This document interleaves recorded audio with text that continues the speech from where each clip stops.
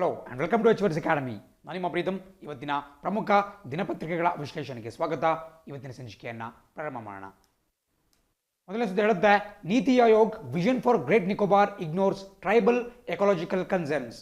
ನಿಮಗೆಲ್ಲ ಗೊತ್ತು, ಕಳೆದ ಕೆಲವು ತಿಂಗಳ ಮುಂಚೆ ನಮ್ಮ ನೀತಿ ಆಯೋಗ್ ಏನು ನಮ್ಮ ಭಾರತದ ಒಂದು ಪ್ರೀಮಿಯರ್ ಥಿಂಕ್ ಟ್ಯಾಂಕ್ ಅಂತ ಕರಿತೀವಿ ಅಥವಾ ಚಿಂತಕರ ಚಾವಡಿ ಅಂತ ಕರಿತೀವಿ. ಸೊ ನೀತಿ ಆಯೋಗ್ ಈ ಅಂಡಮಾನ್ ಮತ್ತು ನಿಕೋಬಾರ್ ದ್ವೀಪ ಸಮೂಹ ಏನು ಬರುತ್ತೆ ಅಲ್ಲಿನ ಸಮಗ್ರ ಅಭಿವೃದ್ಧಿಯ ಕಾರಣದಿಂದ ಒಂದು ಕಾಂಪ್ರಹೆನ್ಸಿವ್ ಡೆವಲಪ್ಮೆಂಟ್ಗೋಸ್ಕರ ಒಂದು ಪ್ಲಾನನ್ನು ತಯಾರಿಸಿತ್ತು. ಸೊ ಅದರ ಅಡಿಯಲ್ಲಿ ಈಗ ಮತ್ತಷ್ಟು ಡೀಟೇಲ್ಸ್ಗಳು ಹಾಗೆ ಬರ್ತಾ ಇದ್ದಾವೆ.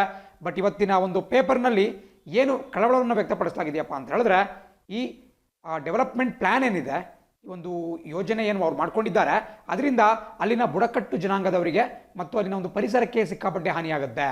Tribal and ecological concerns. Because ನಿಮಗೆಲ್ಲ ಒಂದು ವಿಚಾರ ಗೊತ್ತಿರಬೇಕು, ಯಾವುದೇ ಒಂದು ಸ್ಥಳದಲ್ಲಿ ಹೊಸ ಅಭಿವೃದ್ಧಿ ಯೋಜನೆಗಳನ್ನ ನಾವು ಕೈಗೆತ್ತಿಕೊಳ್ತೀವಿ ಅಂತ ಹೇಳಿದ್ರೆ ಖಂಡಿತವಾಗಿ ಅಲ್ಲಿನ ಸ್ಥಳೀಯ ನಿವಾಸಿಗಳನ್ನು ಒಕ್ಕಲೆಬ್ಬಿಸಬೇಕಾಗುತ್ತೆ ಒಂದು ವಿಚಾರ. ಮತ್ತೊಂದೇನಪ್ಪ ಅಂತ ಹೇಳಿದ್ರೆ, ಅಲ್ಲಿನ ಪರಿಸರ, ಅಲ್ಲಿನ ಫ್ಲೋರಾ ಆ್ಯಂಡ್ ಫೌನಾ ಅಂತ ನಾವೇನು ಕರಿತೀವಿ, ಅಥವಾ ಅಲ್ಲಿನ ಗಿಡ ಮರಗಳಾಗಿರಬಹುದು, ಪ್ರಾಣಿ ಸಮೂಹ ಇರಬಹುದು, ಈ ಪ್ರಾಣಿ ಸಂಕಲಕ್ಕೆ ಒಂದು ಕಂಟಕ ಉಂಟಾಗುತ್ತೆ. ಸೊ ಅದೇ ಒಂದು ಥಿಂಗ್ ಇಲ್ಲಿ ಅಂಡಮಾನ್ ಮತ್ತು ನಿಕೋಬಾರಲ್ಲಿ ಕೂಡ ಆಗ್ತಾ ಇದೆ. ಅದರಲ್ಲೂ ವಿಶೇಷವಾಗಿ ಇವತ್ತು ಒಂದು ಪರ್ಟಿಕ್ಯುಲರ್ ನ್ಯಾಷನಲ್ ಪಾರ್ಕ್ ಅಥವಾ ಈ ಗ್ರೇಟ್ ನಿಕೋಬಾರ್, ಅಂಡಮಾನ್ ಮತ್ತು ನಿಕೋಬಾರ್ ದ್ವೀಪ ಸಮೂಹದಲ್ಲಿ ಬರ್ತಕ್ಕಂತಹ ಪ್ರಮುಖ ದ್ವೀಪ ಗ್ರೇಟ್ ನಿಕೋಬಾರ್. ಈ ಗ್ರೇಟ್ ನಿಕೋಬಾರ್ನಲ್ಲಿ ಕಂಡುಬರ್ತಕ್ಕಂತಹ ಒಂದು ಈ ನ್ಯಾಷನಲ್ ಪಾರ್ಕ್, ರಾಷ್ಟ್ರೀಯ ಉದ್ಯಾನವನ ಅಥವಾ ಒಂದು ವೈಲ್ಡ್ ಲೈಫ್ ಸ್ಯಾಂಕ್ಚುರಿ ಬಗ್ಗೆ ನಾವಿಲ್ಲಿ ಮಾತಾಡ್ತಿದ್ದೇವೆ. ಸೊ ದಯವಿಟ್ಟು ನೋಟ್ ಡೌನ್ ಮಾಡ್ಕೊಳ್ಳಿ, ಬಿಕಾಸ್ ಅಲ್ಲಿ ಬಹಳ ನ್ಯೂಸಲ್ಲಿದೆ. ಬಿಕಾಸ್ ಪ್ರಸಕ್ತವಾಗಿ ಸರ್ಕಾರ ಏನು ಪ್ಲಾನ್ ಮಾಡ್ಕೊಂಡಿದೆಯಪ್ಪ ಅಂತ ಹೇಳಿದ್ರೆ, ಅಂಡಮಾನ್ ಆ್ಯಂಡ್ ನಿಕೋಬಾರ್ ಸಾಕಷ್ಟು ಟೂರಿಸಂ ಪೊಟೆನ್ಷಿಯಲ್ನ ಹೊಂದಿದೆ. ಪೊಟೆನ್ಷಿಯಲ್ ಅಂದ್ರೇನು, ಒಂದು ಸಾಕಷ್ಟು ಒಂದು ಕೆಪಾಸಿಟಿನ ಹೊಂದಿದೆ. ಅಲ್ಲಿ ದೊಡ್ಡ ದೊಡ್ಡ ಒಂದು ಸೌಕರ್ಯಗಳನ್ನು, ಮೂಲ ಸೌಕರ್ಯನ ಅಭಿವೃದ್ಧಿ ಮಾಡಿದ್ವಿ ಅಂತ ಹೇಳಿದ್ರೆ ಅದನ್ನು ಇಂಟರ್ನ್ಯಾಷನಲ್ ಟೂರಿಸಂ ಹಬ್ ಆಗಿ ಕ್ರಿಯೇಟ್ ಮಾಡಬಹುದು. ಪ್ರವಾಸೋದ್ಯಮಕ್ಕೆ ಸಾಕಷ್ಟು ಅವಕಾಶಗಳು ವಿಪುಲವಾಗಿ ನಿಮಗೆ ಈ ಅಂಡಮಾನ್ ನಿಕೋಬಾರ್ಲಿ ಕಾಣಿಸಕ್ಕೆ ಸಿಗುತ್ತೆ. ಸೊ ಪ್ರಸಕ್ತವಾಗಿ ನಮ್ಮ ನೀತಿ ಆಯೋಗನ ಪ್ಲಾನ್ ಏನಪ್ಪ ಅಂತ ಹೇಳಿದ್ರೆ, ಯಾವ ರೀತಿ ಸಿಂಗಾಪುರ್ ಅಥವಾ ಯಾವ ರೀತಿ ಹಾಂಗ್ಕಾಂಗ್ ಅಭಿವೃದ್ಧಿ ಆಗಿದ್ದಾವೋ ಅದೇ ಮಾದರಿಯಲ್ಲಿ ನಮ್ಮ ಅಂಡಮಾನ್ ಮತ್ತು ನಿಕೋಬಾರನ್ನು ಅಭಿವೃದ್ಧಿಪಡಿಸಬೇಕು ಅಂತ ಹೇಳಿ ಅವರು ಪ್ಲಾನ್ ಮಾಡಿದ್ದಾರೆ. ಅದಕ್ಕೆ ಸಾಕಷ್ಟು ಯೋಜನೆಗಳನ್ನ ಅಲ್ಲಿ ರೂಪಿಸಿಕೊಳ್ಳಲಾಗಿದೆ. ಅಲ್ಲಿ ಕೆಲವೊಂದಷ್ಟು ಲ್ಯಾಂಡನ್ನು ರಿಕ್ಲೈಮ್ ಮಾಡ್ಕೊಳ್ಳೋದು, ಆರ್ಟಿಫಿಷಿಯಲ್ ಐಲ್ಯಾಂಡ್ ಕನ್ಸ್ಟ್ರಕ್ಟ್ ಮಾಡೋದು, ಪೋರ್ಟನ್ನು ಕನ್ಸ್ಟ್ರಕ್ಟ್ ಮಾಡೋದು, ಏರ್ ಸ್ಟ್ರಿಪ್ಪನ್ನು ಕನ್ಸ್ಟ್ರಕ್ಟ್ ಮಾಡೋದು, ಹೀಗೆ ಬೇರೆ ಬೇರೆ ಯೋಜನೆಗಳು ಅದರಲ್ಲಿ ಅಡಕವಾಗಿದ್ದಾವೆ. ಬಟ್ ಇಲ್ಲಿ ಹಾಂಗ್ಕಾಂಗ್ ಅಥವಾ ಸಿಂಗಾಪುರ್ ರೀತಿ ಅಲ್ಲಿನ ಹವಾಮಾನ ಇಲ್ಲ. ಬಿಕಾಸ್ ಹಾಂಗ್ಕಾಂಗ್ ಆ್ಯಂಡ್ ಸಿಂಗಾಪುರ್ ಸಾಕಷ್ಟು ಜನನಿಬಿಡ ಪ್ರದೇಶಗಳು, ಅಲ್ಲಿ ಮುಂಚಿನಿಂದನೂ ಕೂಡ ಬಹಳ ಒಂದು ಜನಜೀವನ ಇತ್ತು, ಸಾಕಷ್ಟು ಜನ ಅಲ್ಲಿ ವಾಸವಾಗಿದ್ದರು. But Andaman and Nicobar pristine ಆಗಿರತಕ್ಕಂತಹ ಒಂದು ವಾತಾವರಣನ ಹೊಂದಿದೆ. ಅಂದರೆ ಅಲ್ಲಿ ಈಗಲೂ ಕೂಡ ಸಾಕಷ್ಟು ಬುಡಕಟ್ಟು ಜನಾಂಗದವರು ಇದ್ದಾರೆ. ಸಾಕಷ್ಟು ಅಲ್ಲಿಗೆ ಎಂಡೆಮಿಕ್ ಆಗಿರತಕ್ಕಂತಹ ಸ್ಪೀಶೀಸ್ಗಳು, ಬೇರೆ ಬೇರೆ ಜೀವಿ ಪ್ರಭೇದಗಳಲ್ಲಿ ಕಾಣಿಸ್ಕೊಳ್ತವೆ. ಸೊ ಹಾಗಾಗಿ ಅಂಡಮಾನ್ ನಿಕೋಬಾರ್ಗೂ ಹಾಂಗ್ಕಾಂಗ್ ಅಥವಾ ಸಿಂಗಾಪುರ್ಗೂ ನಾವು ಕಂಪೇರ್ ಮಾಡುವಂತಹ ಸಾಧ್ಯತೆಯೇ ಇಲ್ಲ. ಬಟ್ ಹಾಗಂತೇಳಿ ನಾವು ಈ ಅಂಡಮಾನ್ ನಿಕೋಬಾರ್ನ ಹಾಗೆ ಬಿಡೋಕ್ಕೂ ಕೂಡ ಸಾಧ್ಯವಾಗಲ್ಲ. ಎಷ್ಟರ ಮಟ್ಟಿಗೆ ಸಾಧ್ಯವಾಗುತ್ತೆ, ಅಲ್ಲಿನ ಪರಿಸರ ಮತ್ತು ಜನಕ್ಕೆ ತೊಂದರೆ ಆಗದ ರೀತಿ ನಾವು ಟೂರಿಸಮನ್ನು ಡೆವಲಪ್ ಮಾಡಿದ್ರೆ ನಮ್ಮ ದೇಶದ ಆರ್ಥಿಕತೆಗೆ ಸ್ವಲ್ಪ ಇಂಬು ಕೊಟ್ಟಂಗಾಗುತ್ತೆ. ಜೊತೆಗೆ ನಮ್ಮ GDPಗೆ ಸ್ವಲ್ಪ ಕಾಂಟ್ರಿಬ್ಯೂಷನ್ ಕೂಡ ಸಿಗುತ್ತೆ, ಲೋಕಲ್ ಜಾಬ್ ಕೂಡ ಜನರೇಟ್ ಆಗುತ್ತೆ. ಸೊ ಅದನ್ನೆಲ್ಲ ಹೊರತುಪಡಿಸ್ಬಿಟ್ಟು ನಾವೀಗ ನೇರವಾಗಿ ನಮಗೆ ಎಕ್ಸಾಮಲ್ಲಿ ಏನು ಬರ್ಬೋದು ಅಂತ ನೋಡ್ತಾ ಹೋಗೋಣ. ಸೊ ನಮಗೆ ಈ ಭಾಗ ಕಾಣಿಸ್ತಾ ಇರಬಹುದು ಗ್ಯಾಲಥಿಯಾ ಬೇ. ದಯವಿಟ್ಟು ನೋಟ್ ಮಾಡ್ಕೊಳ್ಳಿ, ನಿಮ್ಮ ನೋಟ್ಸ್ನಲ್ಲಿ ಮಾರ್ಕ್ ಮಾಡಿ ತೋರಿಸ್ತೀನಿ, ಗ್ಯಾಲಥಿಯಾ ಬೇ ಅಂಥೇಳಿ. ಸೊ ಗ್ಯಾಲಥಿಯಾ ಬೇ ಅಂತಕ್ಕಂತಹದ್ದು ಅಂಡಮಾನ್ ನಿಕೋಬಾರ್ ದ್ವೀಪ ಸಮೂಹದ ಗ್ರೇಟ್ ನಿಕೋಬಾರ್ ಏನು ಬರುತ್ತೆ, ಈ ಭಾಗದಲ್ಲಿ ಬರ್ತಿದ್ದೇನೆ, ಗ್ರೇಟ್ ನಿಕೋಬಾರ್ ಐಲ್ಯಾಂಡ್ ಅಥವಾ ಗ್ರೇಟ್ ನಿಕೋಬಾರ್ ದ್ವೀಪ ಏನು ಬರುತ್ತೆ ಅಲ್ಲಿ ಕಂಡುಬರ್ತಕ್ಕಂತಹ ಒಂದು ನ್ಯಾಷನಲ್ ಪಾರ್ಕ್, ಅಂದರೆ ರಾಷ್ಟ್ರೀಯ ಉದ್ಯಾನವನ, ಜೊತೆಗೆ ಒಂದು ವೈಲ್ಡ್ ಲೈಫ್ ಸ್ಯಾಂಕ್ಚುರಿ ಅಂದರೆ ವನ್ಯಜೀವಿ ಸಂರಕ್ಷಿತ ಅರಣ್ಯ.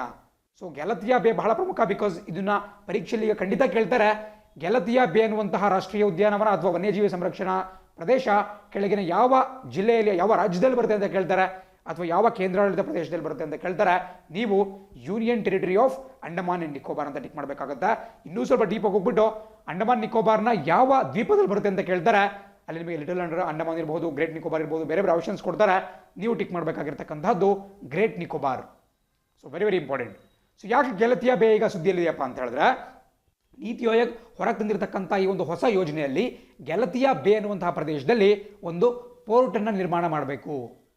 ಪೋರ್ಟ್ ಅಂದ್ರೇನು, ಕನ್ನಡದಲ್ಲಿ ಬಂದರು ಅಂತ ಕರಿತೀವಿ. ಒಂದು ಬಂದರನ್ನು ನಿರ್ಮಾಣ ಮಾಡಬೇಕು. ಸೊ ದಟ್ ಅಲ್ಲಿಗೆ ಹಡಗುಗಳ ಸಾಗಾಟ ಬಹಳ ಸುಲಭವಾಗಬೇಕು, ಸಾಮಾನು ಸರಂಜಾಮು ಮತ್ತು ಯಾತ್ರಿಕರು, ಪ್ರವಾಸಿಗರು ಬಹಳ ಸುಲಭವಾಗಿ ಹೋಗಿ ತಲುಪುವಂತೆ ಇರಬೇಕು ಅಂತೇಳಿ. ಸೊ ಒಂದು ವೇಳೆ ಅಲ್ಲಿ ಪೋರ್ಟನ್ನು ಕನ್ಸ್ಟ್ರಕ್ಟ್ ಮಾಡಿದ್ರೆ ಡೆಫಿನೆಟ್ಲಿ ಅಲ್ಲಿನ ಎಕಾಲಜಿಗೆ, ಅಲ್ಲಿನ ಪರಿಸರಕ್ಕೆ ಸಾಕಷ್ಟು ಹಾನಿ ಉಂಟಾಗುತ್ತೆ. ಆ್ಯಂಡ್ ಮತ್ತೊಂದು ಬಹಳ ಇಂಪಾರ್ಟೆಂಟ್ ಆಗಿರ್ತಕ್ಕಂಥ ಪ್ರಶ್ನೆ ಇದೆ, ಪರೀಕ್ಷೆಯಲ್ಲಿ ಈ ಥರ ಕೇಳ್ತಾರೆ. ಇತ್ತೀಚೆಗಷ್ಟೇ ಸುದ್ದಿ ಇರತಕ್ಕಂತಹ ಗ್ಯಾಲಥಿಯಾ ಬೇ ನ್ಯಾಷನಲ್ ಪಾರ್ಕ್ ಏನು ಬರುತ್ತೆ ಅಲ್ಲಿ ಕಂಡು ಬರುವಂತಹ ಪ್ರಮುಖ ಬುಡಕಟ್ಟು ಜನಾಂಗ ಯಾವುದು ಅಂತ ಕೇಳ್ತಾರೆ. ನೀವು ಲಾಸ್ಟ್ ಟೈಮ್ FDA ಎಲ್ಲ ನೋಡಿದ್ರೆ 2019 ಆದಂಥ FDA ಯಲ್ಲಿ ಈ ಏನು ನಮಗೆ ನೀಲಗಿರಿ ಹಿಲ್ಸ್ ಬರುತ್ತೆ, ಕರ್ನಾಟಕ ಕೇರಳ ತಮಿಳುನಾಡು ಬಾರ್ಡರ್ನಲ್ಲಿ ಬರತಕ್ಕಂತಹ ಈ ಪಶ್ಚಿಮ ಘಟ್ಟದ ಭಾಗವಾಗಿರುವಂತಹ ನೀಲಗಿರಿ ಬೆಟ್ಟಗಳ ಶ್ರೇಣಿ ಏನು ಬರುತ್ತೆ ಅಲ್ಲಿ ಕಂಡುಬರುವಂತಹ ಬುಡಕಟ್ಟು ಜನಾಂಗದವರ ಹೆಸರನ್ನು ಕೂಡ ಕೇಳಿದರು. ಸೊ ಈ ಟ್ರೈಬ್ಸ್ ಬಗ್ಗೆ ಬಹಳ ಬಾರಿ ಕೇಳ್ತಿರ್ತಾರೆ. ಟ್ರೈಬ್ಸ್ಗಳ ಹೆಸರಿರಬಹುದು, ಅವರು ಮಾಡ್ತಕ್ಕಂಥ ನೃತ್ಯ ಪ್ರಕಾರಗಳಿರಬಹುದು, ಕಲೆಗಳಿರಬಹುದು. ಸೊ ಇಲ್ಲಿ ಅವ್ರು ಕೇಳಬಹುದು ಗೆಲತಿಯಾ ಬೇ ಅನ್ನುವಂತಹ ರಾಷ್ಟ್ರೀಯ ವನದಲ್ಲಿ ಯಾವ ಬುಡಕಟ್ಟು ಜನಾಂಗ ಕಾಣಿಸ್ಕೊಳ್ತೆ ಅಂತ ಕೇಳ್ತಾರೆ. Very very important. ಈ ಭಾಗದಲ್ಲಿ ಕಾಣಿಸ್ಕೊಳ್ತಾ ಇದೆ ಬಾಟಮಲ್ಲಿ ಶೋಂಪೆನ್ ಟ್ರೈಬ್. ದಯವಿಟ್ಟು ನೋಟ್ ಮಾಡ್ಕೊಳ್ಳಿ. ಕೇಳ್ತಾರೆ ಶೋಂಪೆನ್ ಯಾವ UTL ಬರುತ್ತೆ ಅಂತ ಹೇಳಿದ್ರೆ ಇದು ಅಂಡಮಾನ್ ನಿಕೋಬಾರ್ ಬರುತ್ತೆ. ವಿಶೇಷವಾಗಿ ಗೆಲತಿಯಾ ಬೇ ಮತ್ತು ಅದರ ಸುತ್ತಮುತ್ತಲಿನ ಪ್ರದೇಶದಲ್ಲಿ ಕಾಡುಗಳಲ್ಲಿ ಈ ಒಂದು ಟ್ರೈಬಲ್ ಪೀಪಲ್ ಕಾಣಿಸ್ಕೊಳ್ತಾರೆ, ಬುಡಕಟ್ಟು ಜನಾಂಗ. ಅದನ್ನ ಶೋಂಪೆನ್ ಅಂತ ಕರಿತೀವಿ. ಬರ್ಕೊಳ್ಳಿ, ಕನ್ನಡದಲ್ಲಿ ಕೂಡ ಬರೀತೀನಿ, ಇನ್ನೊಂದ್ಸರಿ ನೀಟಾಗಿ ಬರೆದ್ರೆ ಬರ್ಕೋಬಹುದು. ಶೋಂಪೆನ್ ಬುಡಕಟ್ಟು ಜನಾಂಗ ಅಂತ ಕರಿತೀವಿ. ಗೆಲತಿಯಾ ಬೇಲ್ ಬರುತ್ತೆ. Very very important. ಆ್ಯಂಡ್ ಈಗ ಮತ್ತೆ ನಾವು ಸುದ್ದಿಯತ್ತ ಗಮನ ಹರಿಸೋದಾದ್ರೆ ಏನಪ್ಪ ಸುದ್ದಿ ಅಂತ ಹೇಳಿದ್ರೆ ಅಲ್ಲಿ ಪೋರ್ಟನ್ನು ಕನ್ಸ್ಟ್ರಕ್ಟ್ ಮಾಡಬೇಕು ಅಂತ ಹೇಳಿದ್ರೆ ನಿಮಗೊಂದು ವಿಚಾರ ಬಹಳ ಚೆನ್ನಾಗಿ ಗೊತ್ತಿದೆ. ನಮ್ಮ ದೇಶದಲ್ಲಿ ಎಲ್ಲೆಲ್ಲಿ ಪ್ರೊಟೆಕ್ಟೆಡ್ ಏರಿಯಾಸ್ ಬರುತ್ತೆ. ಪ್ರೊಟೆಕ್ಟೆಡ್ ಏರಿಯಾಸ್ ಅಂದ್ರೇನು? ಸಂರಕ್ಷಿತ ಪ್ರದೇಶಗಳು. ಈ ಭಾಗದಲ್ಲಿ ಕಾಣಿಸ್ಕೊಳ್ತಾ ಇದೆ. ಐ ಥಿಂಕ್ ಬಾಟಮಲ್ಲಿ ನಿಮಗೆ ತೋರಿಸ್ತೀನಿ. ಪ್ರೊಟೆಕ್ಟೆಡ್ ಏರಿಯಾಸ್ನ ಕಾಣಿಸ್ಕೊಳ್ತಾ ಇದೆ ಅಂದರೆ ಸಂರಕ್ಷಿತ ಪ್ರದೇಶಗಳು. ಅದರಲ್ಲಿ ನಿಮಗೆ ಏನೇನು ಬರುತ್ತೆ? ರಾಷ್ಟ್ರೀಯ ಉದ್ಯಾನವನ ಬರುತ್ತೆ, ವೈಲ್ಡ್ ಲೈಫ್ ಸೆಂಚುರಿ ಅಥವಾ ವನ್ಯಜೀವಿ ಸಂರಕ್ಷಿತ ಅರಣ್ಯ ಬರುತ್ತೆ, ರಕ್ಷಿತ ಅರಣ್ಯ ರಿಸರ್ವ್ ಫಾರೆಸ್ಟ್, ಹೀಗೆ ಬೇರೆ ಬೇರೆ ರೀತಿಯಾದಂತಹ ಕಾಡುಗಳು ಬರ್ತಾ ಹೋಗ್ತವೆ. ಅಂದರೆ ಸಂರಕ್ಷಣೆಗೊಳ್ಳಂತಹ ಪ್ರದೇಶಗಳು. ಒಂದು ವೇಳೆ ಈ ಸಂರಕ್ಷಿತ ತಾಣಗಳಲ್ಲಿ ಅಭಿವೃದ್ಧಿ ಚಟುವಟಿಕೆನ ಮಾಡಬೇಕು, ಅದು ಸರ್ಕಾರ ಇರಬಹುದು ಅಥವಾ ಖಾಸಗಿ ವ್ಯಕ್ತಿಗಳು, ಮೈನಿಂಗ್ ಇರಬಹುದು, ಬೇರೆ ಇನ್ಯಾವುದೋ ಒಂದು ಚಟುವಟಿಕೆ ಮಾಡಬೇಕು ಅಥವಾ ಒಂದು ಇನ್ಫ್ರಾಸ್ಟ್ರಕ್ಚರ್ನ ಬಿಲ್ಡ್ ಮಾಡಬೇಕು, ಕಟ್ಟಡವನ್ನು ಕಟ್ಟಬೇಕು ಅಂತ ಹೇಳಿದ್ರೆ ಖಂಡಿತವಾಗಿ ಅವರು ನ್ಯಾಷನಲ್ ಬೋರ್ಡ್ ಫಾರ್ ವೈಲ್ಡ್ ಲೈಫ್ನವರ ಪರ್ಮಿಷನ್ ತೆಗೆದುಕೊಳ್ಳಲೇಬೇಕಾಗುತ್ತೆ. Very very important. ಪರೀಕ್ಷೆಯಲ್ಲಿ ಸ್ಟೇಟ್ಮೆಂಟ್ ಬೇಸ್ಡ್ ಕೇಳ್ಬಿಡ್ತಾರೆ, ಹೇಳಿಕೆಯನ್ನು ಕೊಡ್ತಾರೆ.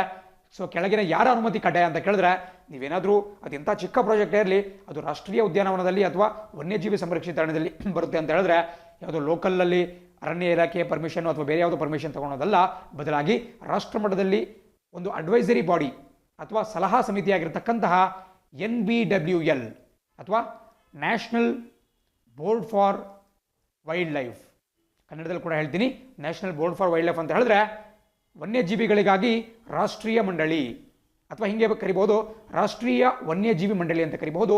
National board for wild life ಹೆಸರು ಹೇಳುವಂತೆ ಅದೊಂದು ರಾಷ್ಟ್ರ ಮಟ್ಟದ ಮಂಡಳಿಯಾಗಿರುತ್ತೆ ಮತ್ತು ಅದು ವನ್ಯಜೀವಿಗೆ ಸಂಬಂಧಪಟ್ಟಂತೆ ಇರುತ್ತೆ. ಅಂದರೆ ಬೋತ್ ಪ್ರಾಣಿಗಳು ಬರುತ್ತೆ, ಪಕ್ಷಿಗಳು ಬರುತ್ತೆ, ಬೋತ್ ಫ್ಲೋರಾ ಆ್ಯಂಡ್ ಫೌನಾ ಅಂತ ಕರಿಬಹುದು. ಸೊ ಇವರ ಪರ್ಮಿಷನ್ ಬೇಕಾಗುತ್ತೆ. ಸೊ ಇವತ್ತಿನ ಸುದ್ದಿ ಏನಪ್ಪ ಅಂತ ಹೇಳಿದ್ರೆ ಇತ್ತೀಚೆಗಷ್ಟೇ ಈ ಪೋರ್ಟನ್ನು ಅಲ್ಲಿ ಕಟ್ಟುವಂತಹ ದೃಷ್ಟಿಯಿಂದ, ಬಂದರನ್ನು ನಿರ್ಮಾಣ ಮಾಡುವಂತಹ ದೃಷ್ಟಿಯಿಂದ ಗೆಲತಿಯಾ ಬೇ ಏನು ಬರುತ್ತೆ ಆ ಬೇ ಏರಿಯಾವನ್ನು, ಆ ಒಂದು ನ್ಯಾಷನಲ್ ಪಾರ್ಕ್ ಏರಿಯಾವನ್ನು ಡಿನೋಟಿಫೈ ಮಾಡಲಾಗಿದೆ. ಡಿನೋಟಿಫೈ ಅಂದ್ರೇನು? ಸರ್ಕಾರದ ಏನು ನೋಟಿಫೈ ಅಂದರೆ ಅದನ್ನು ನ್ಯಾಷನಲ್ ಪಾರ್ಕ್ ಅಂತೇಳಿ ಕನ್ಸಿಡರ್ ಮಾಡ್ತಕ್ಕಂತಹದ್ದು ಅಥವಾ ವೈಲ್ಡ್ ಲೈಫ್ ಸ್ಯಾಂಕ್ಚುರಿ ಅಂತೇಳಿ ಕನ್ಸಿಡರ್ ಮಾಡ್ತಕ್ಕಂತಹದ್ದು. ಡಿನೋಟಿಫೈ ಅಂತ ಹೇಳಿದ್ರೆ ಆ ಒಂದು ಪರ್ಟಿಕ್ಯುಲರ್ ನಿರ್ದಿಷ್ಟ ಭಾಗವನ್ನು ಈ ವನ್ಯಜೀವಿ ಸಂರಕ್ಷಿತ ಅರಣ್ಯ ಪಟ್ಟಿಯಿಂದ ಹೊರಗೆ ಇಡ್ತಕ್ಕಂತಹದ್ದು. ಸೊ ಹೀಗೆ ಹೊರಗಿಟ್ಟ ಮೇಲೆ ಮಾತ್ರ ಅಲ್ಲಿ ಅಭಿವೃದ್ಧಿ ಕಾರ್ಯಗಳನ್ನ ನಾವು ಮಾಡಬಹುದು. ಅದಕ್ಕೆ ಪರ್ಮಿಷನ್ ಕೊಡುವಂತಹ ನಿಟ್ಟಿನಲ್ಲಿ ನಮ್ಮ national board for wild life ಈ ಒಂದು ಅನುಮತಿಯನ್ನು, ಅಂದರೆ ಈ ಒಂದು ಡಿನೋಟಿಫಿಕೇಶನ್ ಮಾಡಿದೆ. So very very important.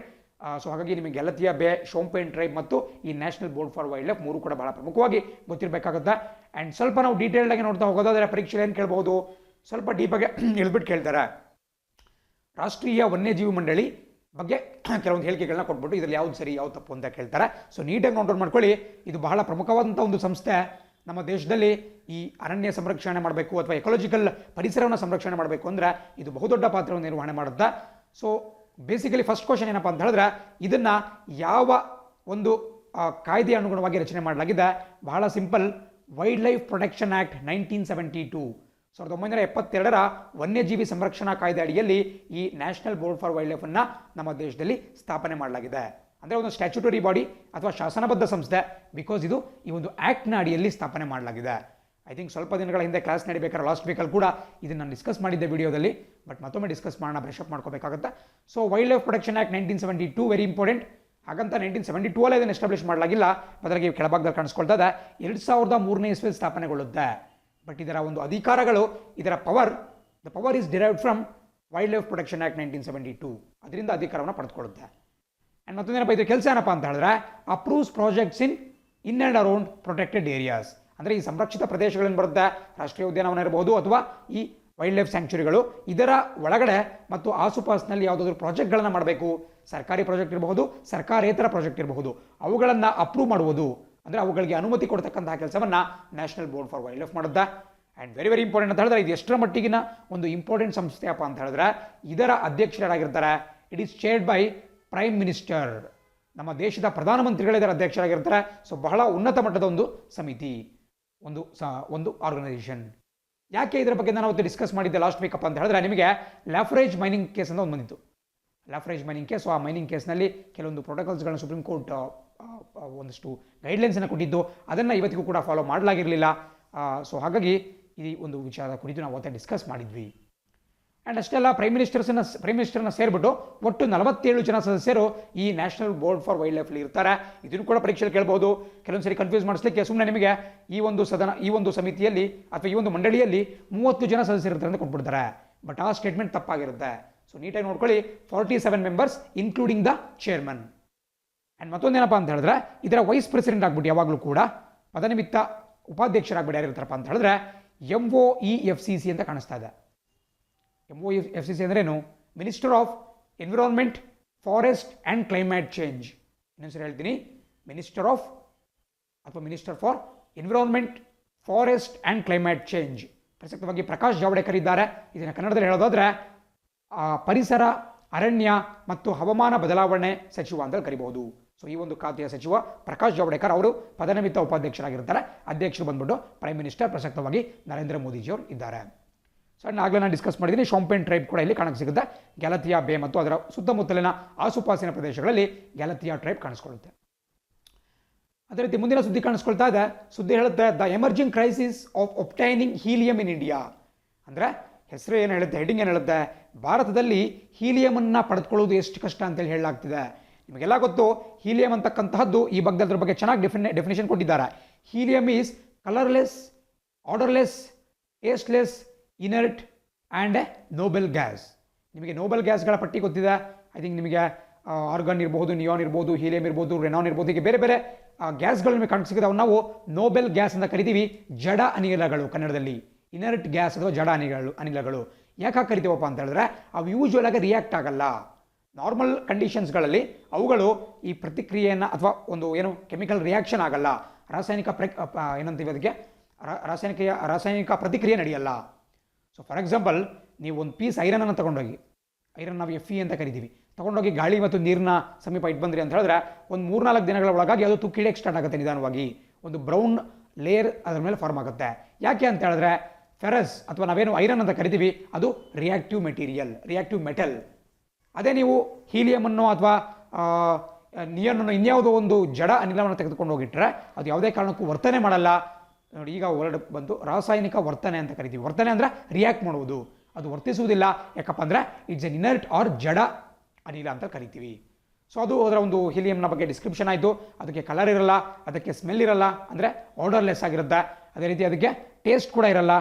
And ಅದೇ ರೀತಿ inert and Nobel gas, correct. But ಹಾಗಂತ ಅದು ಯೂಸ್ಲೆಸ್ ಅಂತ ಕರೆಯೋಕ್ಕಾಗಲ್ಲ. ಅದು ಬಹಳ ದೊಡ್ಡ ಕಾರ್ಯಗಳಲ್ಲಿ ಸಾಕಷ್ಟು ಯೂಸನ್ನು ಹೊಂದಿದೆ. ಹಾಗಾಗಿನೇ ಭಾರತ ಪ್ರತಿ ವರ್ಷ ಸಹಸ್ರಾರು ಕೋಟಿ ರೂಪಾಯಿ ಮೌಲ್ಯದ ಹೀಲಿಯಮನ್ನು ವಿದೇಶದಿಂದ ಆಮದು ಮಾಡಿಕೊಳ್ಳುತ್ತೆ.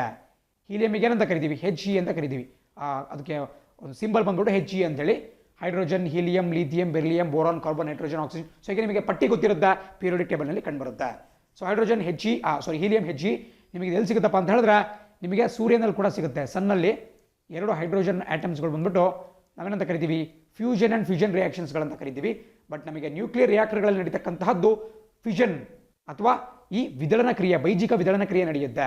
ಅದೇ ನೀವು ಸೂರ್ಯನಂತಹ ನಕ್ಷತ್ರಗಳನ್ನ ತೆಗೆದುಕೊಂಡ್ರಿ ಅಂದರೆ, ಕೇವಲ ಸೂರ್ಯ ಮಾತ್ರವಲ್ಲ, ನೀವು ಯಾವುದೇ ನಕ್ಷತ್ರವನ್ನು ತೆಗೆದುಕೊಂಡ್ರೂ ಕೂಡ ಅಲ್ಲಿ ಬೈಜಿಕ ಸಮ್ಮಿಳನ ನಡೆಯುತ್ತೆ. ಅಂದರೆ ನ್ಯೂಕ್ಲಿಯರ್ ಫ್ಯೂಷನ್ ಭಾಳ ಬರೀ ಕೇಳಿದ್ದಾರೆ. ನ್ಯೂಕ್ಲಿಯರ್ ಫ್ಯೂಷನ್ ನಡೆಯುತ್ತೋ, ನ್ಯೂಕ್ಲಿಯರ್ ಫ್ಯೂಷನ್ ನಡೆಯುತ್ತೋ. ಸೊ ಸೂರ್ಯನಲ್ಲಿ ನಡೆತಕ್ಕಂತಹದ್ದು ನ್ಯೂಕ್ಲಿಯರ್ ಫ್ಯೂಷನ್ ಅಥವಾ ಬೈಜಿಕ ಸಮ್ಮಿಳನ ಅಂತೇಳಿ. ಸೊ ಅಲ್ಲಿ 2 ಹೈಡ್ರೋಜನ್ ಆಟಮ್ಗಳು ಸೇರಿಬಿಟ್ಟು ಒಂದು ಹೀಲಿಯಂ ಆಗಿ ಹೊರಹೊಮ್ಮುತ್ತೆ. ಸೊ ಅದೆಲ್ಲ ನಿಮಗೆ ಪ್ರಮುಖವಾಗಿ ಗೊತ್ತಿರಬೇಕಂತ ವಿಚಾರ. ಸೊ ಇವಾಗ ನಾವು ಡಿಸ್ಕಸ್ ಮಾಡ್ತಾ ಹೋಗೋದಾದ್ರೆ, ಸೊ ನಿಮಗೇನು ಕಾಣಿಸ್ತದೆ, ಒಂದು ಮಾತು ನೆನ್ಪಿಟ್ಕೊಳ್ಳಿ, ಇಡೀ ಪ್ರಪಂಚದಲ್ಲಿ ಅತಿ ಹೆಚ್ಚು ಹೀಲಿಯಮನ್ನು ಉತ್ಪಾದಿಸ್ಬಿಟ್ಟು ರಫ್ತು ಮಾಡ್ತಕ್ಕಂತಹ ದೇಶ ಯಾವುದು ಅಂತ ಹೇಳಿದ್ರೆ ಯುನೈಟೆಡ್ ಸ್ಟೇಟ್ಸ್ ಆಫ್ ಅಮೆರಿಕಾ. ಅಮೆರಿಕದಲ್ಲಿ ಬಹಳ ಹಿಂದೆನೇ ಅಲ್ಲಿ ನ್ಯಾಚುರಲ್ ಗ್ಯಾಸ್ ಡೆಪಾಸಿಟ್ಸ್ ಏನು ಬರುತ್ತೆ, ಇವಾಗ ಕಾಣ್ತಾ ಇದೆ ಅಮೆರಿಕನ್ ಗ್ರೇಟ್ ಪ್ಲೇನ್ಸ್ ಅಂತ. ಆ ಭಾಗದಲ್ಲಿ ನ್ಯಾಚುರಲ್ ಗ್ಯಾಸ್ ಅಂದ್ರೇನು, ನೀವು ದೆಹಲಿ ಮುಂತಾದಂತಹ ಪ್ರದೇಶದಲ್ಲಿ ಕಂಪಲ್ಸರಿ ಅಲ್ಲಿನ ಬಸ್ಗಳಲ್ಲಿ CNGಯನ್ನು ಬಳಕೆ ಮಾಡಲಾಗುತ್ತೆ. CNG ಅಂತ ಹೇಳಿದ್ರೆ ಕಂಪ್ರೆಸ್ಡ್ ನ್ಯಾಚುರಲ್ ಗ್ಯಾಸ್, ಅಂದರೆ ಸಾಂದ್ರೀಕೃತ ಸಹಜ ಅನಿಲ ಅಂತ ಕರಿಬಹುದು. ಸೊ ನ್ಯಾಚುರಲ್ ಗ್ಯಾಸ್ ಅಥವಾ ಸಹಜ ಅನಿಲ ಎಲ್ಲಿ ಸಿಗುತ್ತಪ್ಪ ಅಂತ ಹೇಳಿದ್ರೆ ಯೂಶುವಲ್ ಆಗಿ ಈ ತೈಲ ಬಾವಿಗಳೇನು ಬರುತ್ತೆ, ಈ ನಾವೇನು ಆಯಿಲ್ ವೆಲ್ಸ್ ಅಂತ ಕರಿತೀವಿ, ತೈಲ ಬಾವಿಗಳು, ನಾವೇನು ಪೆಟ್ರೋಲಿಯಂ ಒಂದು ಹೊರಗೆ ತೆಗಿಲಿಕ್ಕೆ, ಈ ಕಚ್ಚಾ ಪೆಟ್ರೋಲಿಯಂ ಹೊರಗೆ ತೆಗಿಲಿಕ್ಕೆ ಒಂದು ಬಾವಿಯನ್ನು ಏನು ಕೊರೆದಿರ್ತೀವಿ, ಆ ಬಾವಿಯ ಮೇಲ್ಭಾಗದಲ್ಲಿ, ಬಿಕಾಸ್ ಅನಿಲ ಅಂತ ಹೇಳಿದ್ರೆ ಲೈಟ್ ವೇಟ್ ಇರುತ್ತೆ, ಸೊ ಮೇಲ್ಭಾಗದಲ್ಲಿ ತೇಲ್ತಾ ಇರುತ್ತೆ, ಅದನ್ನು ಕಲೆಕ್ಟ್ ಮಾಡಿಬಿಟ್ಟು ವೆಹಿಕಲ್ಗಳಿಗೆ ಕಳಿಸ್ತಾರೆ, ಕಂಪ್ರೆಸ್ ಮಾಡಿಬಿಟ್ಟು ವೆಹಿಕಲ್ಗೆ ಕಳಿಸ್ತಾರೆ, ಸಾಂದ್ರೀಕರಿಸ್ಬಿಟ್ಟು. ಸೊ ಅದನ್ನು ನಾವು ನ್ಯಾಚುರಲ್ ಗ್ಯಾಸ್ ಅಂತ ಕರಿತೀವಿ, ಸಹಜ ಅನಿಲ ಅಂತ ಕರಿಬಹುದು. ಸೊ ಬೇಸಿಕಲಿ ನ್ಯಾಚುರಲ್ ಗ್ಯಾಸ್ ಅಂದರೆ ಮೀಥೇನ್ ಅಷ್ಟೇ. ಮೀಥೇನ್ ನೀವೆಲ್ಲ ಕೆಮಿಸ್ಟ್ರಿಯಲ್ಲಿ ನೋಡಿರ್ತೀರಾ, CH4. ನಮಗೇನು ಗೋಬರ್ ಗ್ಯಾಸ್ನಲ್ಲಿ ಬರುತ್ತೆ, ಗೋಬರ್ನಲ್ಲಿ ನಾವೇನು ಈ ಮನೆಯ ತ್ಯಾಜ್ಯದಿಂದ ಅಥವಾ ಈ ಗೋಗಳ ತ್ಯಾಜ್ಯದಿಂದ ಏನು ಈ ಅನಿಲವನ್ನು ಉತ್ಪಾದನೆ ಮಾಡಿಬಿಟ್ಟು ಫ್ಯೂಯಲ್ ಆಗಿ ಬಳಕೆ ಮಾಡ್ತೀವಿ, ಇಂಧನವಾಗಿ, ಅದು ಕೂಡ ಮೀಥೇನ್. ನ್ಯಾಚುರಲ್ ಗ್ಯಾಸ್ ಕೂಡ ಮೀಥೇನ್ ಆಗಿರುತ್ತೆ. ಸೊ ಈ ನ್ಯಾಚುರಲ್ ಗ್ಯಾಸ್ ಜೊತೆಗೆ ಸ್ವಲ್ಪ ಮಟ್ಟಿಗೆ ಹೀಲಿಯಂ ಕೂಡ ಕಾಣಿಸ್ಕೊಳ್ಳುತ್ತೆ. ಅದನ್ನು ಸಪ್ರೇಟ್ ಮಾಡಿಬಿಟ್ಟು ಅದನ್ನು ತೆಗೆದುಬಿಟ್ಟು ಬೇರೆ ಬೇರೆ ಕಾರ್ಯಗಳಿಗೆ ಅದನ್ನು ಕಳಿಸಲಾಗುತ್ತೆ. ಸೊ ಬೇಸಿಕಲಿ ಎಲ್ಲಿ ಯೂಸ್ ಮಾಡ್ತಾರಪ್ಪ ಈಗ ಹೀಲಿಯಂ ಅಂತ ಹೇಳಿದ್ರೆ ಈ ಭಾಗದಲ್ಲಿ ಕಾಣಿಸ್ತಾ ಇದೆ. MRI ಸ್ಕ್ಯಾನಿಂಗ್ ನೋಡಿರ್ತೀರಾ, ಎಕ್ಸ್ರೇ ಸ್ಕ್ಯಾನಿಂಗ್ ಥರನೇ ಸ್ವಲ್ಪ ಹೈ ಲೆವೆಲಲ್ಲಿ ನಿಮಗೆ MRI ಸ್ಕ್ಯಾನಿಂಗ್ ಬರುತ್ತೆ. MRI ಅಥವಾ ನೀವೇನು ಸಿಟಿ ಸ್ಕ್ಯಾನ್ ಬೇರೆ ಆಗುತ್ತೆ, MRI ಬೇರೆ. ಸೊ ಈ ಭಾಗದಲ್ಲಿ ಕಾಣಿಸ್ಕೊಳ್ತಾ ಇದೆ. MRI ಅಂತ ಹೇಳಿದ್ರೆ ಮ್ಯಾಗ್ನೆಟಿಕ್ ರೆಸೊನೆನ್ಸ್ ಇಮೇಜಿಂಗ್ ಸ್ಕ್ಯಾನ್ ಅಂತ ಹೇಳಿ. MRI ಇನ್ನೊಂದ್ಸರಿ ಬರ್ಕೊಳ್ಳಿ, ಕೆಲವೊಂದ್ಸರಿ ಕೇಳ್ಬೋದು, ಮ್ಯಾಗ್ನೆಟಿಕ್ ರೆಸೊನೆನ್ಸ್ ಇಮೇಜಿಂಗ್ ಅಂತ ಹೇಳಿ. ಸೊ ಭಾಳ ಒಂದು ಹೆಚ್ಚಿನ ಒಂದು ಕಾರ್ಯಕ್ಷಮತೆಯನ್ನು ಹೊಂದಿರತಕ್ಕಂಥ ಸ್ಕ್ಯಾನಿಂಗ್. ಇಲ್ಲಿ ಕೂಡ ಹೀಲಿಯಮನ್ನು ಬಳಕೆ ಮಾಡಲಾಗುತ್ತೆ. ಅದೇ ರೀತಿ ರಾಕೆಟ್ಸ್ಗಳಲ್ಲಿ ಫ್ಯೂಯಲ್ ಆಗಿ ಹೀಲಿಯಮನ್ನು ಬಳಕೆ ಮಾಡಲಾಗುತ್ತೆ. ಆ್ಯಂಡ್ ಅಷ್ಟೇ ಅಲ್ಲ, ಈ ಭಾಗದಲ್ಲಿ ಕಾಣಿಸ್ತಾ ಇರ್ಬೋದು, ಈ ನ್ಯೂಕ್ಲಿಯರ್ ರಿಯಾಕ್ಟರ್ಗಳಲ್ಲಿ ಕೂಡ ಹೀಲಿಯಮನ್ನು ಬಳಕೆ ಮಾಡಲಾಗುತ್ತೆ. ಪ್ರತಿ ವರ್ಷ ಭಾರತ ಸುಮಾರು 55,000 ಕೋಟಿ ರೂಪಾಯಿ ಮೌಲ್ಯದ ಹೀಲಿಯಮನ್ನು ಅಮೆರಿಕಾದಿಂದ ನಾವು ಆಮದು ಮಾಡ್ಕೊಳ್ತಾ ಇದ್ವಿ. ಬಟ್ ಯಾಕೆ ಇವತ್ತು ನ್ಯೂಸ್ ಬಂದಿದೆಯಪ್ಪ ಅಂತ ಹೇಳಿದ್ರೆ, ಅಮೆರಿಕ ಈ ವರ್ಷದಿಂದ ಅಂದರೆ 2021 ವಿದೇಶಗಳಿಗೆ ಹೀಲಿಯಮನ್ನು ರಫ್ತು ಮಾಡೋದು ಬೇಡ ಅಂತೇಳಿ ತೀರ್ಮಾನ ಮಾಡಿದೆ. ಸೊ ಹಾಗಾಗಿ ಭಾರತಕ್ಕೆ ಸ್ವಲ್ಪ ತೊಂದರೆ ಉಂಟಾಗಿದೆ.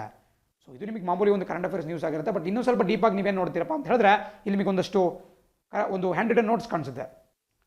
ಸೊ ಐ ಥಿಂಕ್ ನಿಮ್ಮ ಸ್ಕ್ರೀನಲ್ಲಿ ಕಾಣಿಸ್ಕೊಳ್ತಾ ಇದೆ. ಸೊ ಇಲ್ಲಿ ನಾವು ನೋಡಬಹುದು ಏನಪ್ಪ ಅಂತ ಹೇಳಿದ್ರೆ, ಇಂಡಿಯಾದಲ್ಲಿ ಹೀಲಿಯಂ ಸಿಗದೇ ಇಲ್ವಾ ಅಂದರೆ ಖಂಡಿತ ಇಲ್ಲ, ಸಿಗುತ್ತೆ. ಬಟ್ ಅದನ್ನು ಇನ್ನೂ ಕೂಡ ನಾವು ಎಕ್ಸ್ಪ್ಲಾಯ್ಟ್ ಮಾಡ್ಕೊಳ್ಳೋಕೆ ಸಾಧ್ಯವಾಗಿಲ್ಲ. ಸೊ ಅದನ್ನು ನಾವಿನ್ನೂ ಬಳಕೆ ಮಾಡ್ಕೊಳ್ಳಲಿಕ್ಕೆ, ಅದನ್ನು ಉತ್ಪಾದನೆ ಮಾಡಲಿಕ್ಕೆ ಸಾಧ್ಯವಾಗ್ತಿಲ್ಲ. ಬಟ್ ಭಾರತದಲ್ಲಿ ಪರೀಕ್ಷೆ ಕೇಳಬಹುದು, ಇತ್ತೀಚೆಗಷ್ಟೇ ಅಮೆರಿಕ ಹೀಲಿಯಂನ ರಫ್ತಿಗೆ ನಿರ್ಬಂಧನೆಯನ್ನು ವಿಧಿಸಿದೆ. ಸೊ ಹಾಗಾಗಿ ಭಾರತದಲ್ಲಿ ಇದರ ಕುರಿತು ಸಾಕಷ್ಟು ಚರ್ಚೆಗಳು ನಡೀತಾ ಇದ್ದಾವೆ.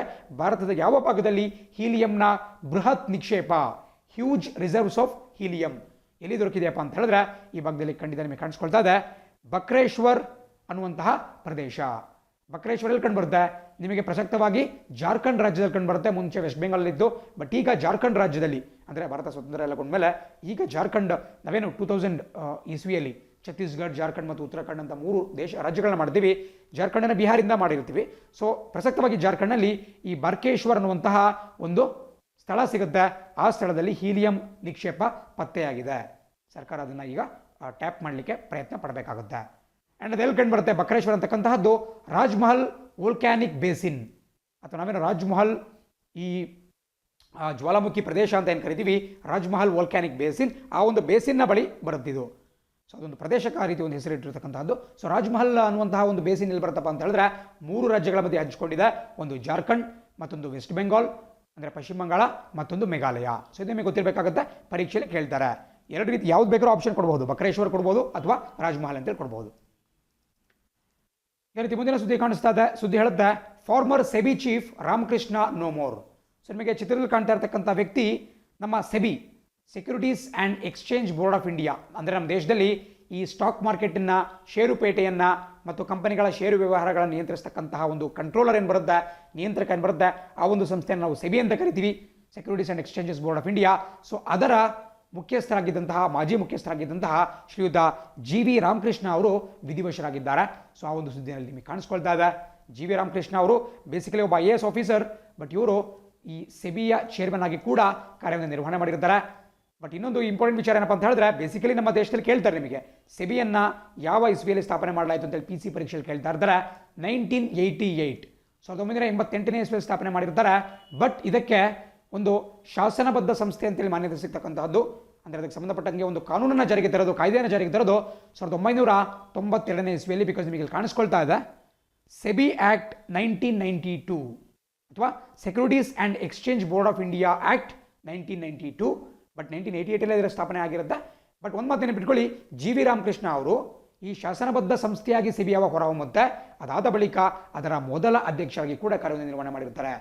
1998 ಬೇರೆ ಒಬ್ಬರು ಅಧ್ಯಕ್ಷರಾಗಿರ್ತಾರೆ.